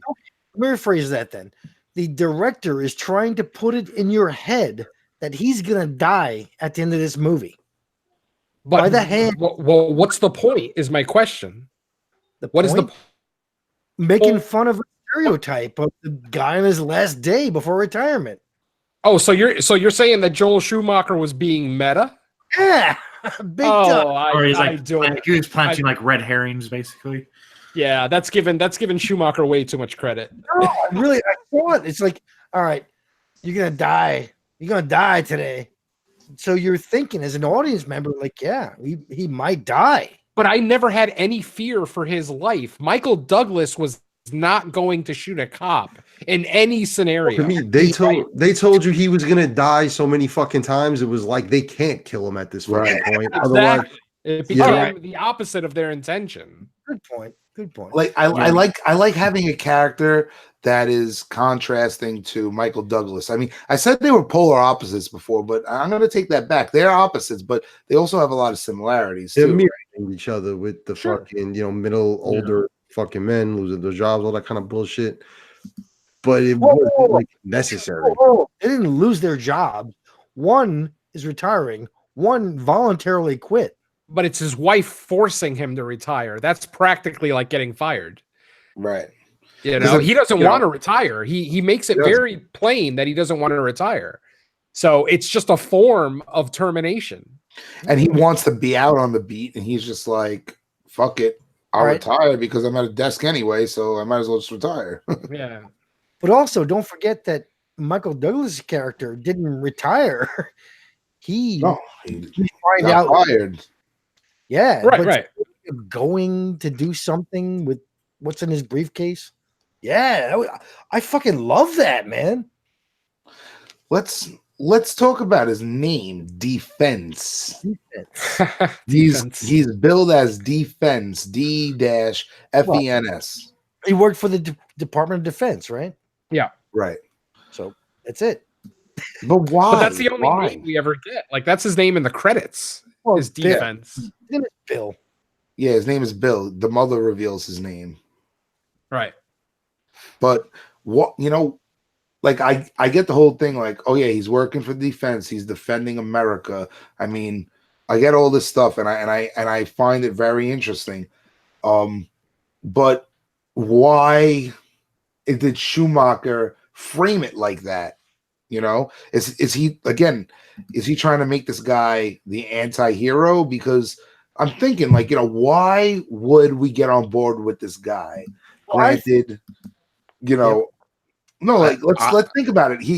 He's taking out murderous gangbangers, right? He's taking out fucking Nazis. So yeah, of course, like, our for entertainment on the surface value is like he's kicking in doors, kicking ass, and taking names, right? Like in the beginning, what he does to the Korean store owner, it's like, yeah, he bashes the store around, but he doesn't actually hurt the guy. He pays for everything. It's like moral, quote unquote. Well, he pays for the soda. He didn't pay for all the merchandisey damage. Right. Of course. That's what I'm saying. Like, he in his head, it's validated by the morality of, I'm paying for it. But what was the whole point of that scene? A lousy 35 cents? Because the soda was literally 35 cents more expensive than he thought it should be. He thought he had the right to trash this guy's store. This is what I'm talking about with what is the director's motivation? I don't understand. To me, they show in the fucking traffic jam, they get that shot of the American flag, and then you see the friggin' license plate that says Defense. My man. I feel like at that point in time, maybe this made sense to fucking people, that he is somehow defending America from all these immigrants as the Korean fucking store owner, the friggin' Mexican gang guys and all that shit. And there's so much talk in this movie about like this is my territory or my fucking land or whatever. Sure. Like home also, right? and I'm even going if home. you forget, like, all right, he only pays for the soda, he busts the store up, but the shit he says to the Korean store while he's in there, we're gonna roll these prices back to 1965. Right. Fucking Yeah. do you know how much money this country has given your country? And the guy's like, how much? And he's like, I don't fucking know. Like, it's just catchphrase, fucking soundbite things that people who think that way like fucking hold on to for dear life as like their reason to be douchebags. He sounds like a certain president I know. Oh, let's sounds look like at his hashtag back into me. He looks like I mean, he even said roll back prices back to 1965. He was trying to make America great again. Fuck you, Bill. Yes, no, think about it. He is wearing the same kind of glasses, the short sleeve shirt with the tie and the slacks, like the classic look of your contemporary white 1950s male American. You know what I mean? Absolutely. That and those glasses are very, very iconic. Dude, yeah. You know, the hairstyle, the glasses, so 1950s weirdo fucking. His parents were there, so that's what he remembers as a kid. Hold on, I'll take that off. Oh God, thank you. But no, it's saying that he wants the way he grew up as a kid, right? And he wants those prices. But even in '94 or what, 93, soda was only 50 cents, if that. So. Yeah. I could see a convenience store gouging prices though. Right. Especially it's a hot day, so maybe he jacks it up. That's the thing is that everybody, he even makes the point in the store about rolling back prices to 1965, which is probably a time when he thought, quote unquote, America was great. And that's the problem. People who say that, no, hold on, Bill. I'm going to make a legit point. People who say they want to make America great again aren't thinking about other people. They're thinking about the America that they love, that works for them. What about an African American in 1965? Was America great then? What about a Korean store owner in 1965? Was America great for him? No. People who say make America great again are basically saying, I want the America that I grew up in. Fuck everybody else. Fuck the minorities. Fuck the gays. Fuck the, just fuck everybody that isn't me. That's what make America great again fucking means. Well, make America great again for me, basically. Yeah. Exactly. That's why I have such a fundamental problem with that statement. When the fuck was America great? You tell me right now when America was great for everybody. Every American. You didn't need me for that. Oh no, you absolutely did not. Bill knows the problems I have with leadership right now, and I really didn't want to get this deep into it, but I knew this was going to happen, and this was the point of the movie. So let's go down. I think the overall, I mean, as it relates to this movie, I think that's like why I go back to I wish there was like a commentary available for it, because there might be another angle to this that we're not seeing. But watching it now, it looks almost like it's the middle-aged suburbanite white man's plight. Like that's the thing. I think if I could be wrong at the way I'm reading the movie, but I'm like, what exactly is he falling down? I mean, I understand he has some family issues that the stress is probably high, but then the way he starts going after people, I think there's a couple, like the gangbangers and the Nazi guy. I don't think people have much problem with that, but then like the other things, like when he goes into the fast food place and just makes a scene over bullshit, and the Korean store owner, I'm like, I'm not sure. Like when I was a teenager, I was like, okay, yeah, prices suck. I'm on your side. But now when I'm watching it, I'm like, I don't think that's really justified. What do you think? Think about it like this, right? Like it's almost like him going in there and being like a fucking John Wayne or a Clint Eastwood in a contemporary economic, corporate, bureaucratic institution. You know what I'm saying? Like he's in there like, it's a minute after fucking whatever, so I can't get it. Fuck that. I'm gonna pull out my gun like a cowboy and demand to get my fucking breakfast. You know what I'm saying? So like in that aspect, it's like, Yeah, you know, especially if you're young and not thinking about the real deep meaning of the film, you're like, yeah, he's fucking badass. He got his McMuffin, man. You know what I'm saying? Type deal. But like Mike said, you know, to come at another angle, I walked away from this movie like, wow, you know, I feel like Schumacher kind of accidentally makes a movie where today it holds up because it makes you realize like this dude is fucked up, wrong, and shows how fucked up everything is. You know what I'm saying? So, but again, to go back to Mr. Venom, did Schumacher do that on purpose? I don't know.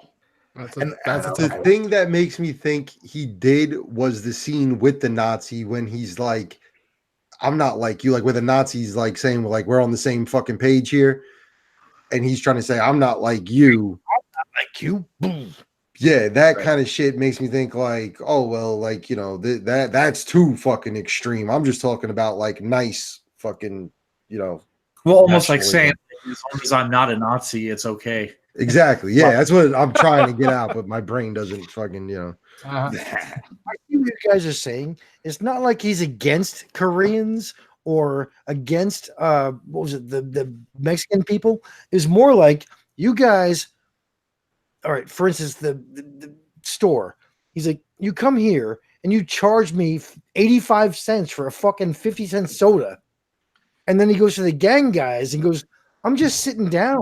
You're bugging me because you're turf. And like shit like that is bugging him. But at that point, we didn't know he's really a bad guy, you know? So to me, like, what the fuck? So we stand up for him. We're like, yeah, he's right. But I was already not on his side from the very first scene. Once he left his car, the first scene after he left his car, and that's an extremely important scene. That opening scene, too. That one guy's holding the fucking car. See the comedy in this. I love it. Oh man, Joel Schumacher.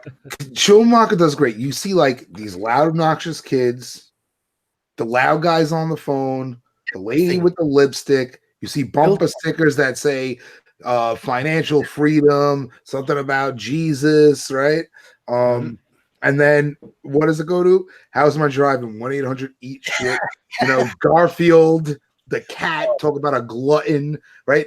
And then a pestering fly, all this stuff. And I'm like, he's saying something about America right here, obviously, because J-Mac brought it up. You get that American flag draped over the thing. And I almost say to myself, because it's right after the loud, obnoxious children on the school bus, I'm saying, is he saying that these adults surrounding these people is what the future of America is going to be?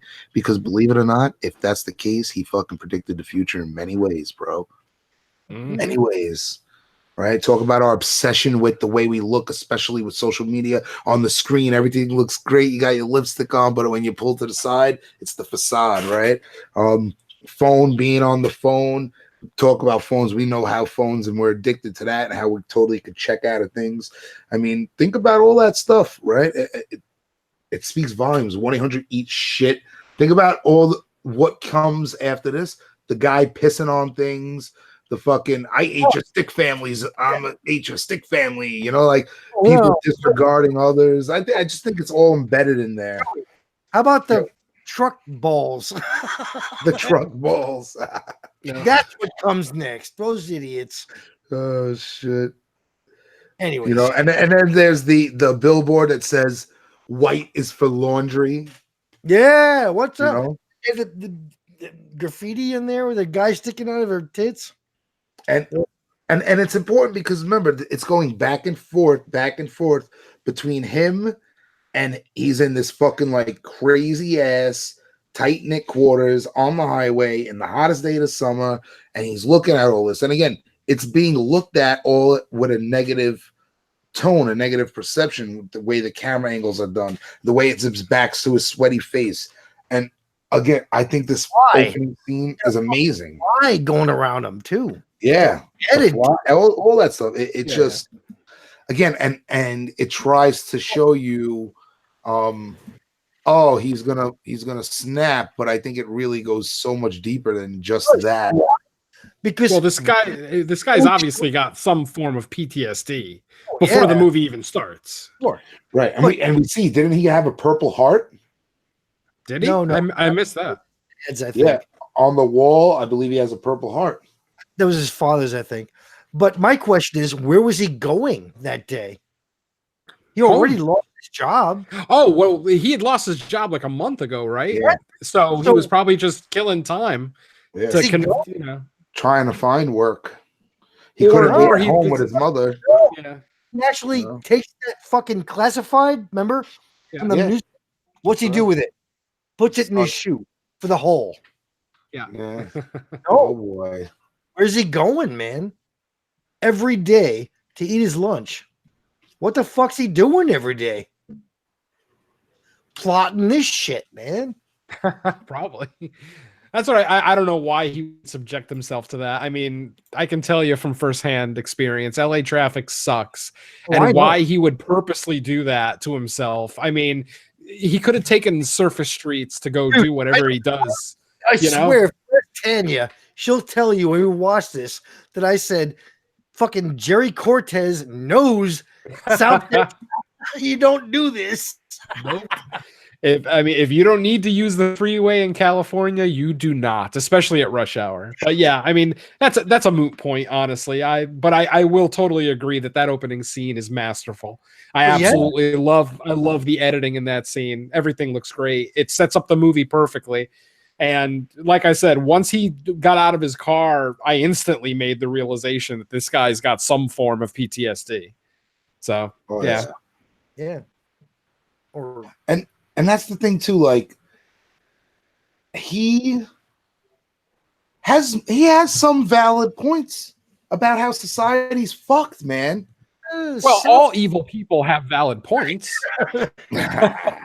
I mean, Hitler. It's his actions and the way he handles the situations that's the problem. You're getting fucked by society. You're getting fucked by the economy. You're getting fucked by people taking your jobs. Yada yada yada. Inflation, everything. All that stuff really does exist. It's not like it doesn't exist. It does exist. But it could be a misdirection of your, or just a misdirection of the. You lose your job, you go find another one. Your wife leaves you because you're fucking losing it. That's your fucking problem, bro. Take care of your shit and get it together, bro, so you can be a good father to your kids still. Like, Joey, do that. You know, the whole point I thought was that Joel Schumacher was trying to show that he's a good guy. He's going to work. He's doing this stuff, and then find out, right? Oh, I'm the bad guy here at the end, dude.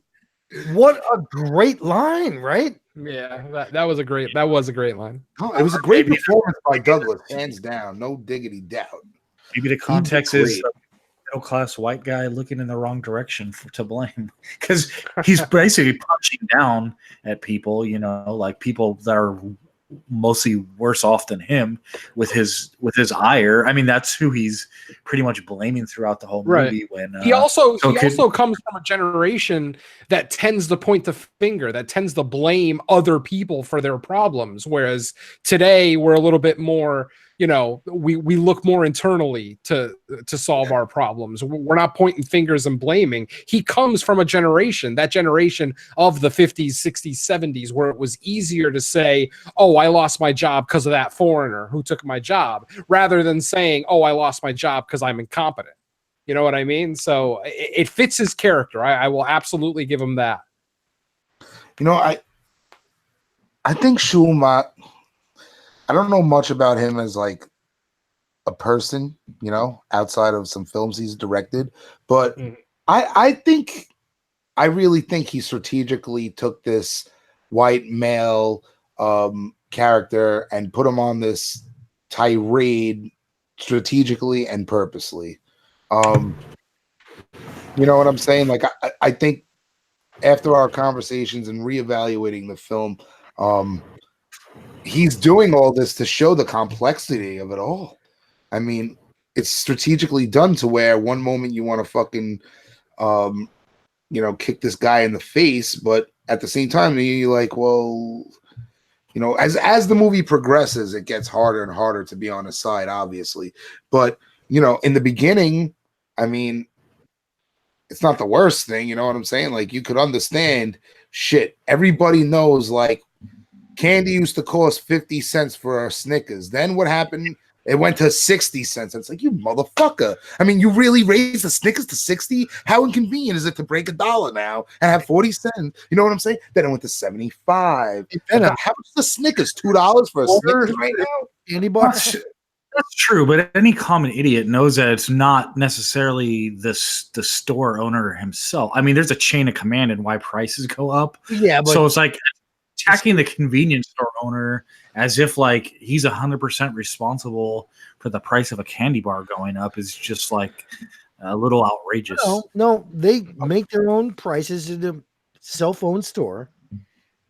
Yeah, but they have to adjust those prices to make a profit. If they start paying more for it, Or you can charge whatever you want, man. yeah, but you're not going to make a living if the fucking price of that box of Snickers went up to whatever. If You know you're what the I'm old saying? convenience store in South Central, whatever area he was, yeah, you could. Dude, he's like, I don't think he is. The price of a Snickers bar has to go up from 1965 to 1993, though. Yeah. So that's what the fuck he's saying, though, is like, this wasn't how it used to be. Like, come on, man. I mean, in reality, he should be looking at his employer like, why have my wages not gone up to match inflation? Instead, he's taking it out on the fucking clerk because that's the easier target. Totally agree, man. But the funny part to me was when I don't know if you guys noticed this, but the whole movie, he transgressed from like a bat to a knife to a handgun to like every weapon got better every time there was an incident. Well, I mean, that's pretty standard. You're not gonna downgrade. No, but I'm saying it seemed like a video game to me, like bat. Oh, very much so. Yeah. This game feels exactly like a video game. The whole traffic sequence is like the opening cinematic, and then the game starts when you get out of the car. No, totally. It definitely feels like that. Yeah. Oh, Postal, absolutely. Love that. A game with no hero. And what's his name? The little black kid from Gary Coleman. What? Gary Coleman? Or Emmanuel Lewis? Gary Coleman. Yeah, Gary Coleman. Yep. Oh, man. Yeah. Oh, boy, this movie. I will say the whammy burger scene is very well done. I don't agree with his actions, obviously. That's a given, but I still feel like that the way that scene was set up, the way it was shot, and even the way it finished, I thought was really, really well done. Yes, but wait, Venom. Why did they have the gun go off? That was awesome. But he's probably not used to having that particular weapon, so he probably didn't realize it has a hair trigger. It had nothing to do with the plot at all. No, exactly. Went off. But it added a great little sense of tension, especially for the quote unquote hostages. I know they weren't really hostages, but they probably felt like they were at the time. So I love when the guy's trying to walk out. He's like, "No, come here, come back." Oh yeah. Oh, you come back here. Finish your lunch. That was great. And then after all that, he fucking buys a cheeseburger anyway. That goddamn idiot. That pissed me off. Like that little thing. I know it's supposed to be funny. It's supposed to be a moment of levity, but it just pissed me off. I'm like, after everything you just did, now you don't even want breakfast. God damn it. What about when the Korean guy's trying to talk in Korean? And he's like, "What do you say?" I'm Japanese, in case you haven't noticed. Oh, I don't know if you guys said this because I had to run the dog out, but remember he's like, oh fuck, now I forgot. Oh yeah, it must have costed money, and he was like, oh, something like that. Fuck, I can't remember off the top of my head. I'm sorry, came in like a dickhead and ruined the conversation you guys are having. But remember when he says he's arguing with the Korean store owner? And they're talking about the inflation or whatever, and he says something about, the way. Fuck you, Mike. Give me a minute here. Let me look at my notes. Oh, if I had a nickel for every time I said that line.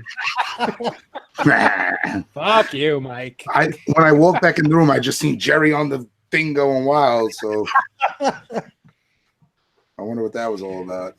Oh shit, I forgot already. We were having a spirited conversation. A spirit. Nah, we're having fun, man. Oh, we were talking about Whammy Burger. We were talking about the Whammy Ooh, Burgers. yeah. I was basically just saying that I think the scene is really, really well done, well made, even though I don't agree with his actions.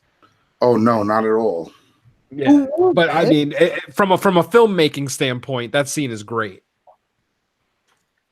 Except Yeah, for- like the back and forth with the counter clerks was really good. oh yeah, You could call me Mrs. Whatever. Yeah, because the girl clerk was kind of into it, you know. Yeah, she was. But even that, he's like, it's a juicy 3 inches thick. He's talking about like the burger and how when he gets it, it looks Oh, like right. Dude, I was in a fucking Wendy's once, and no exaggeration, this guy brought his fucking Baconator up to the counter 3 different times with a picture of a Baconator in his phone, showing him this is not what this is supposed to look like. This is what I paid for. I want one of these. And I was just like, dude, what the fuck? Like, this can't be real life. I remember what I was saying before. You know, he was like to the Korean store and he goes, "Oh, you know how much my country gives your country?" And he goes, "How much?" He's like, I don't know, something, a lot, I'm sure. You know, it just shows the ignorance that's still there. You know what I mean? Yeah. But that's what it is. They just, people who fucking have that train of thought, like they hear these fucking little catchphrases of they steal our jobs, we do this, that. It's fucking, they have no idea what the fuck they're talking about 90% of the time. They're just looking for somebody to be pissed off at. Mhm. Seriously. It's That's just that, America is great mentality, or America is the best country in the world, so we must have given your country money over the years. right. Yeah, it's definitely ignorance. Totally agree. Yeah. America is the best country in the world. What are you talking about? I completely disagree, but that's a conversation for a different podcast. I'd love to hear what you think is a better country. All right. The short answer is there is no best country. Every country has its positives. Every country has its negatives. Considering America's history, we are absolutely not the greatest country in the world, and I will fight anybody on that fucking point. Anybody. One day. I mean, it's the greatest country for a certain percentile, but I mean, on top of the fact that how arrogant is it to say the only country you've ever lived in your whole life is the greatest country in the world? How do you know? You've never lived in Norway. You've never lived in the truth is Germany. we can't really know. I mean, we don't know enough about every single country in the world. All that statement is a way for stupid Americans to flex their dick and say, look, America's dick is bigger than your dick. Well, I mean, that's the thing, like America's great, and America is, dastardly and does a lot of things under the table. But that's the trade-off for us to be able to sit here and say whatever the fuck we want and put it out on the airwaves, where in another country they'd gather the 5 of us up and execute us in the fucking town square, and they'll be rooting that shit on like, woo! Oh, absolutely. I'm not saying America's the worst country. I'm just saying. I think putting aside third world countries, obviously, most first world westernized countries, I don't think their citizens really care about shit like that. Think about whether they're the best or not. It's almost a uniquely American thing to be like, well, fuck you, we're the best. Like, as such an absolute statement. And we are the best at certain things, but overall, it's hard to say definitively that there's a best country. I mean, America's about the biggest and the best, right? The biggest supersized drink, the biggest truck that you can get, the biggest TV that you can get, right? Who's got the bigger cack, right? Who's got the biggest tits, right? And if you don't got big tits, you get fake tits, right? Oh, man. Why can't I get a fake dick? I mean, why is obesity rampant in our nation and nowhere else? Because they don't regulate what's put in our fucking food. Is one of the fucking things. Dude, fucking the chopped meat you buy in the supermarket would not pass in fucking Europe with their version of the FDA. There's like fucking 4 countries that like it's illegal to sell Fruit Loops in because of the shit that's inside of them. Yeah. It's crazy, bro. It really is. It's mind-boggling. But in America, we have the freedom to poison our citizens, okay? It's freedom. It's freedom. It's free. We're free to do it. We have the freedom to I can force. see Bill.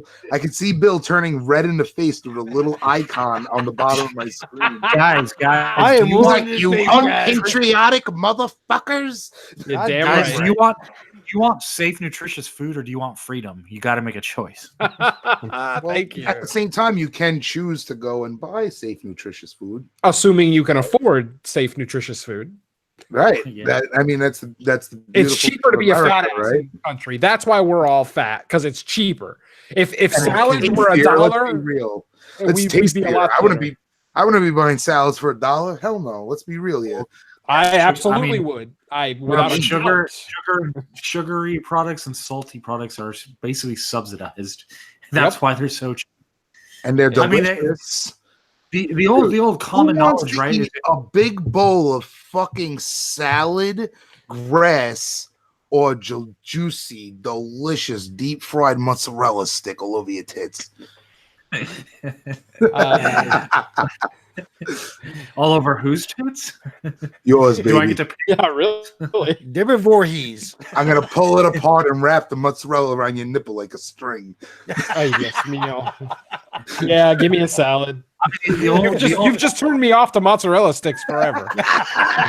The old adage for grocery shopping, right, is like stick to like the outside rim and don't go down the aisles because that's where all the processed food is. Yeah. Yep. Where if you stick to like the meat and the produce, even though I'm sure with our country we have all sorts of shit in the meat, but in general they say stick around the rim of the grocery store if you're trying to eat more healthy. Right. If it's packaged, pre-packaged, don't eat it, right?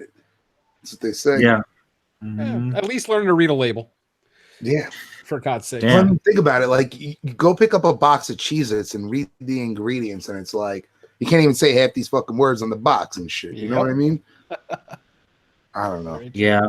It's complex, man, because, again, America's a capitalist nation. If you want to go out there, you can capitalize. Yeah. Everybody can. That's the American dream, right? No. Sure. If you are Sort stuck of. in a situation, sort of. I mean, that's the thing. There's non sequiturs and like asterisks behind that, but in general, I agree.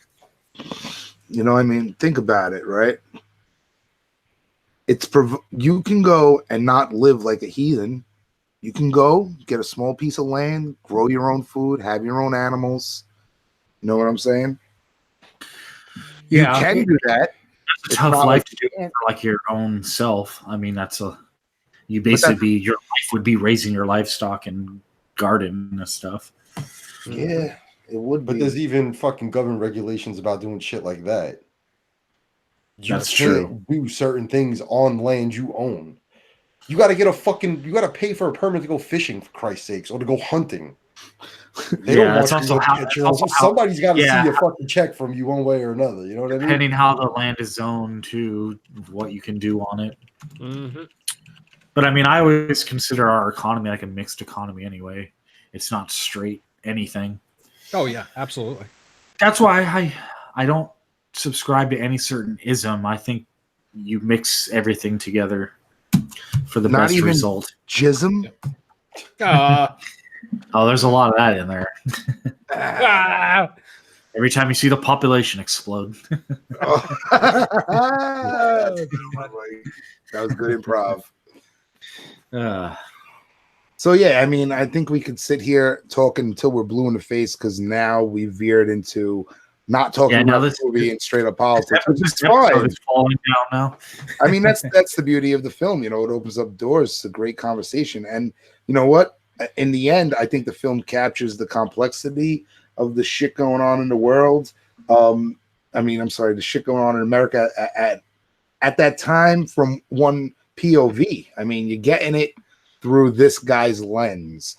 And at the end of the day, I think we could see both sides of the coin, but ultimately he's wrong.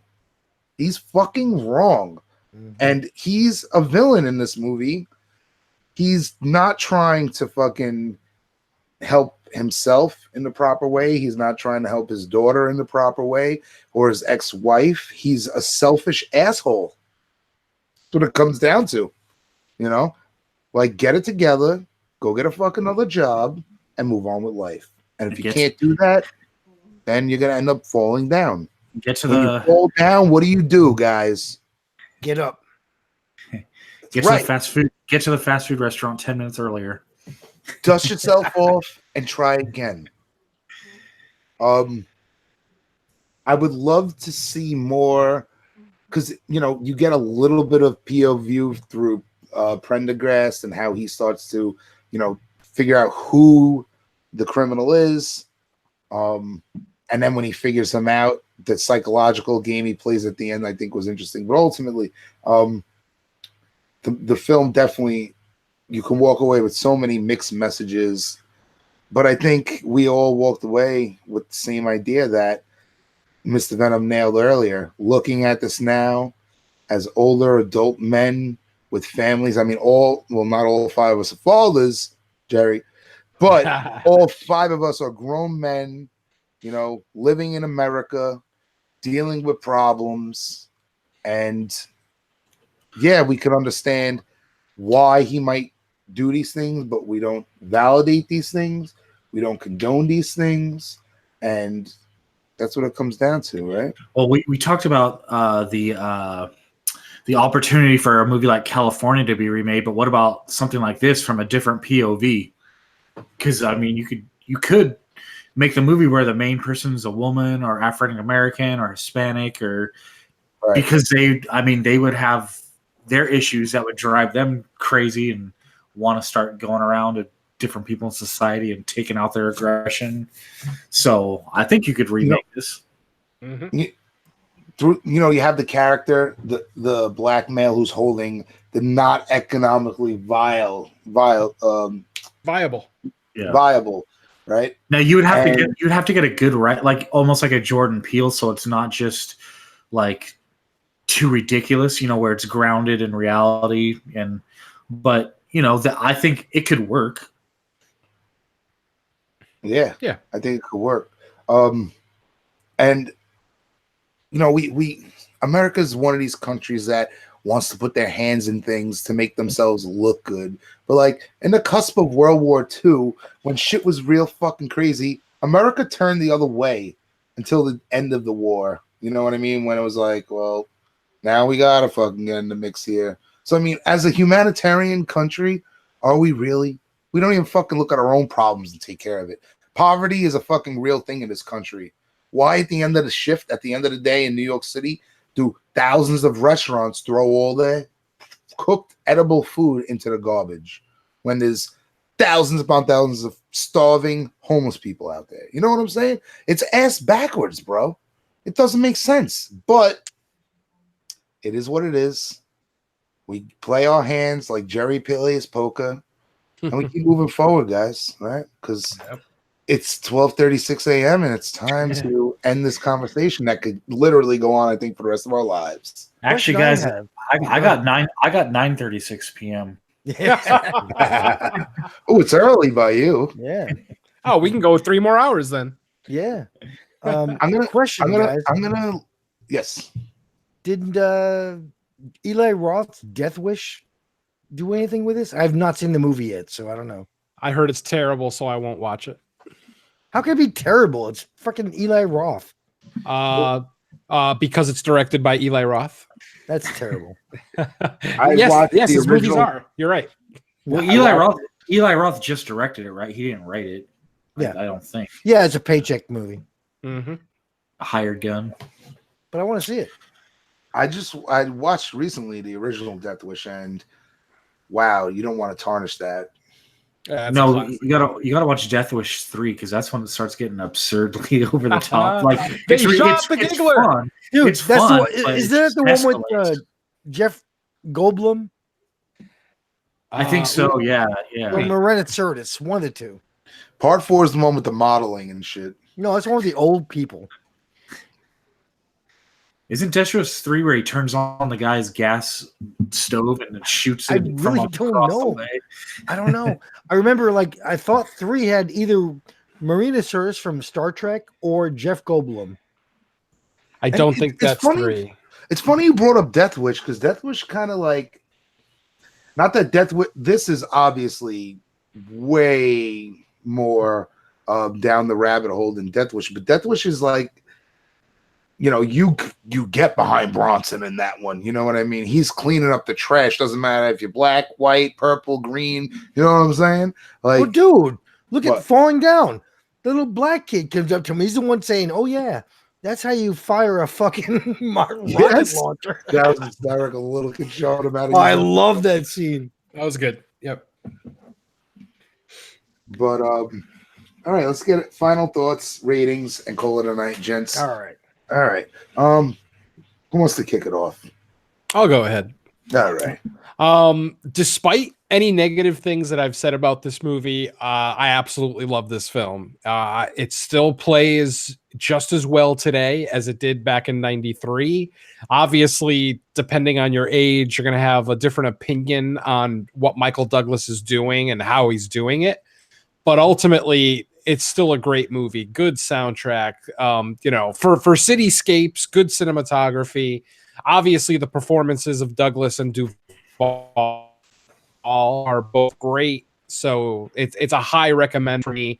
I am giving this a 4 out of 5. All right. I'm right there with you, 4 out of 5. I think it's a great film. I don't think it's an excellent film.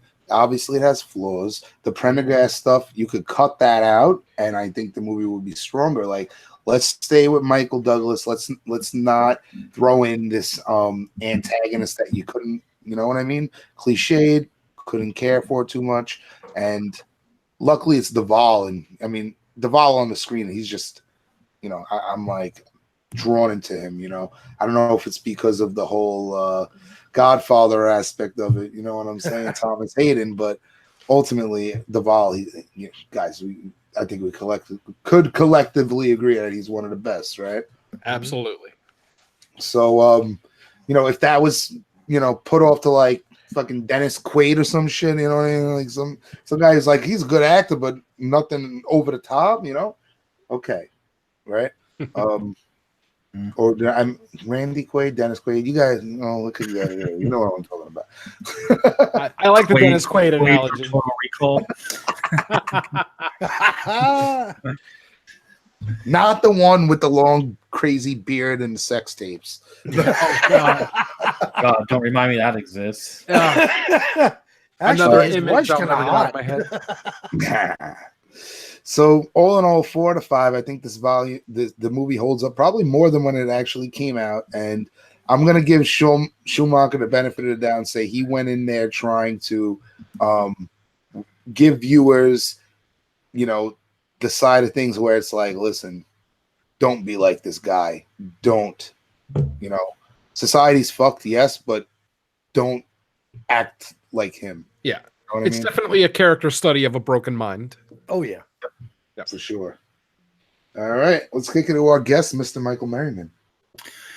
I'm going to go 3.5. I still think it's fun. I still think on the surface, if you're just kind of watching it as a guy kind of flipping out, going rampaging around the city, you'll get enjoyment. I wish we would have got more of that further into the movie. I think the running time takes it down a little. That's probably what's keeping me from going with a 4 is, by the time you get to like that third act, it's like you're just ready. Well, at least I was ready for it to come to a close. But it's still fun. And if you haven't seen it, I still recommend going to check it out. All right. Billy? Yeah. My watch, the first time, I would have come with a 4 out of 10. Now, I'm going up with a fucking, oh man. If we're doing 5s, 4 out of 5. I love this movie this time. I really did. I thought Douglas was great. The haircut, the way he moved his body, the fucking clothes he wore, the briefcase, everything. I love this movie. His mom, dude. We didn't even talk about his mom. Tuesday Weld playing Pendergast's wife. Oh, everything about this. I love this movie now. Yeah, That's the he's thing. a bad guy. We could keep going on. This is one of these movies. like Black Mirror episodes do. They open up the door to conversation, and you could circle around the movie, get back into the movie, go into the themes, circle around the themes, talk about stuff. You know what I'm saying? That's why I was like, this is going to be a good one right here. Oh yeah. This movie definitely has a lot to say. It's just a matter of what side of the argument you find yourself. Yes. Okay. But look back on Tuesday Weld's pictures. Holy shit, she was fucking hot. All right, it's time to go to bed. Let's go. J-Mac, final thoughts and ratings. I'm going to give it a 3.5. I also think towards the end, it kind of slowed down. I don't think when they made this, they had so much the shit we just talked about in mind in general. Like, I don't think people were thinking like that then. They just, they didn't fucking get it, or it was looked at as a little more acceptable, I guess. But yeah, I'm at a 3.5, and the chick from Total Recall, I love her. So. It's funny you say that. A little more acceptable back then, and think about it, right? Every decade, things become a little more different on what is acceptable in society and what is not. Look at a movie like American Pie, right? People are coming out saying that, oh my God, American Pie, no wonder why people are the way they are. Look at this movie. It was broadcasting this guy, the girl over the internet and all this shit. That was 2000. It's almost 20 years removed from American Pie. Mm-hmm. And God, can you imagine the shit we would have did as teenagers with technology today? Oh, Jesus Christ. You know what I mean? But at the same time, you don't see fucking boys walking around sticking their pricks in hot apple pie. So, I mean, it's a film. You got to realize it's a film. But at the same time, you can't help but have film influence the way you look at life, the way you act in life, especially when you're young. Well, films are a reflection of real life. I mean, they may not be telling an exact realistic story, but you can tell a lot about the time period that the country's in based on its cinema, based on a popular cinema, especially. American Pie was a monster hit when it came out. So, would it be as big a hit today? Would it even have been made today? Those are the kind of things that we're, talking about. And it's definitely a very cerebral topic that I am just way too tired to get into. Yes. And on that note, thank you for listening to episode 52 of Slice and Dice Shredcast. Michael, thank you for joining us. You want to give a quick plug? Sure. No More Room in Hell. We got a new episode coming soon, hopefully. What else? Fresh Cuts, which is our kind of side cast where we cover brand new stuff. And Theme Warriors, a monthly show, should be coming soon. I got a lot of stuff that should be having new episodes pretty soon. In fact, crossing my fingers the scheduling goes correct. But most of those, I think all the ones I named, Venom's on. The only other one I got that he's not on, but he was a guest on the latest episode is Burning for Springwood, where we do Freddy's Nightmares. We do 2 episodes per show, so we got a few of those up and ready. All right. We'll be back. Quick plug. Yeah, quick plug. It's longer than the episode. All right. We'll be back in a couple weeks with 1982's Midnight, directed by John Russo. You're welcome. And 1982's National Lampoon's Class Reunion. I was trying to make plugs great again. Hair plugs? I wish. Oh man. I could use some guys. Make sure you don't watch National Lampoon's Class Trip, Senior Trip. Yeah. Make sure you watch Class Reunion. These will both be first time watches for me, believe it or not. Really? For me too. Yeah, never seen either one. All right. J-Mac, you too? Yeah. All right. Until then, stay slicing and stay dicing and keep your prick out of apple pies. Let's do it.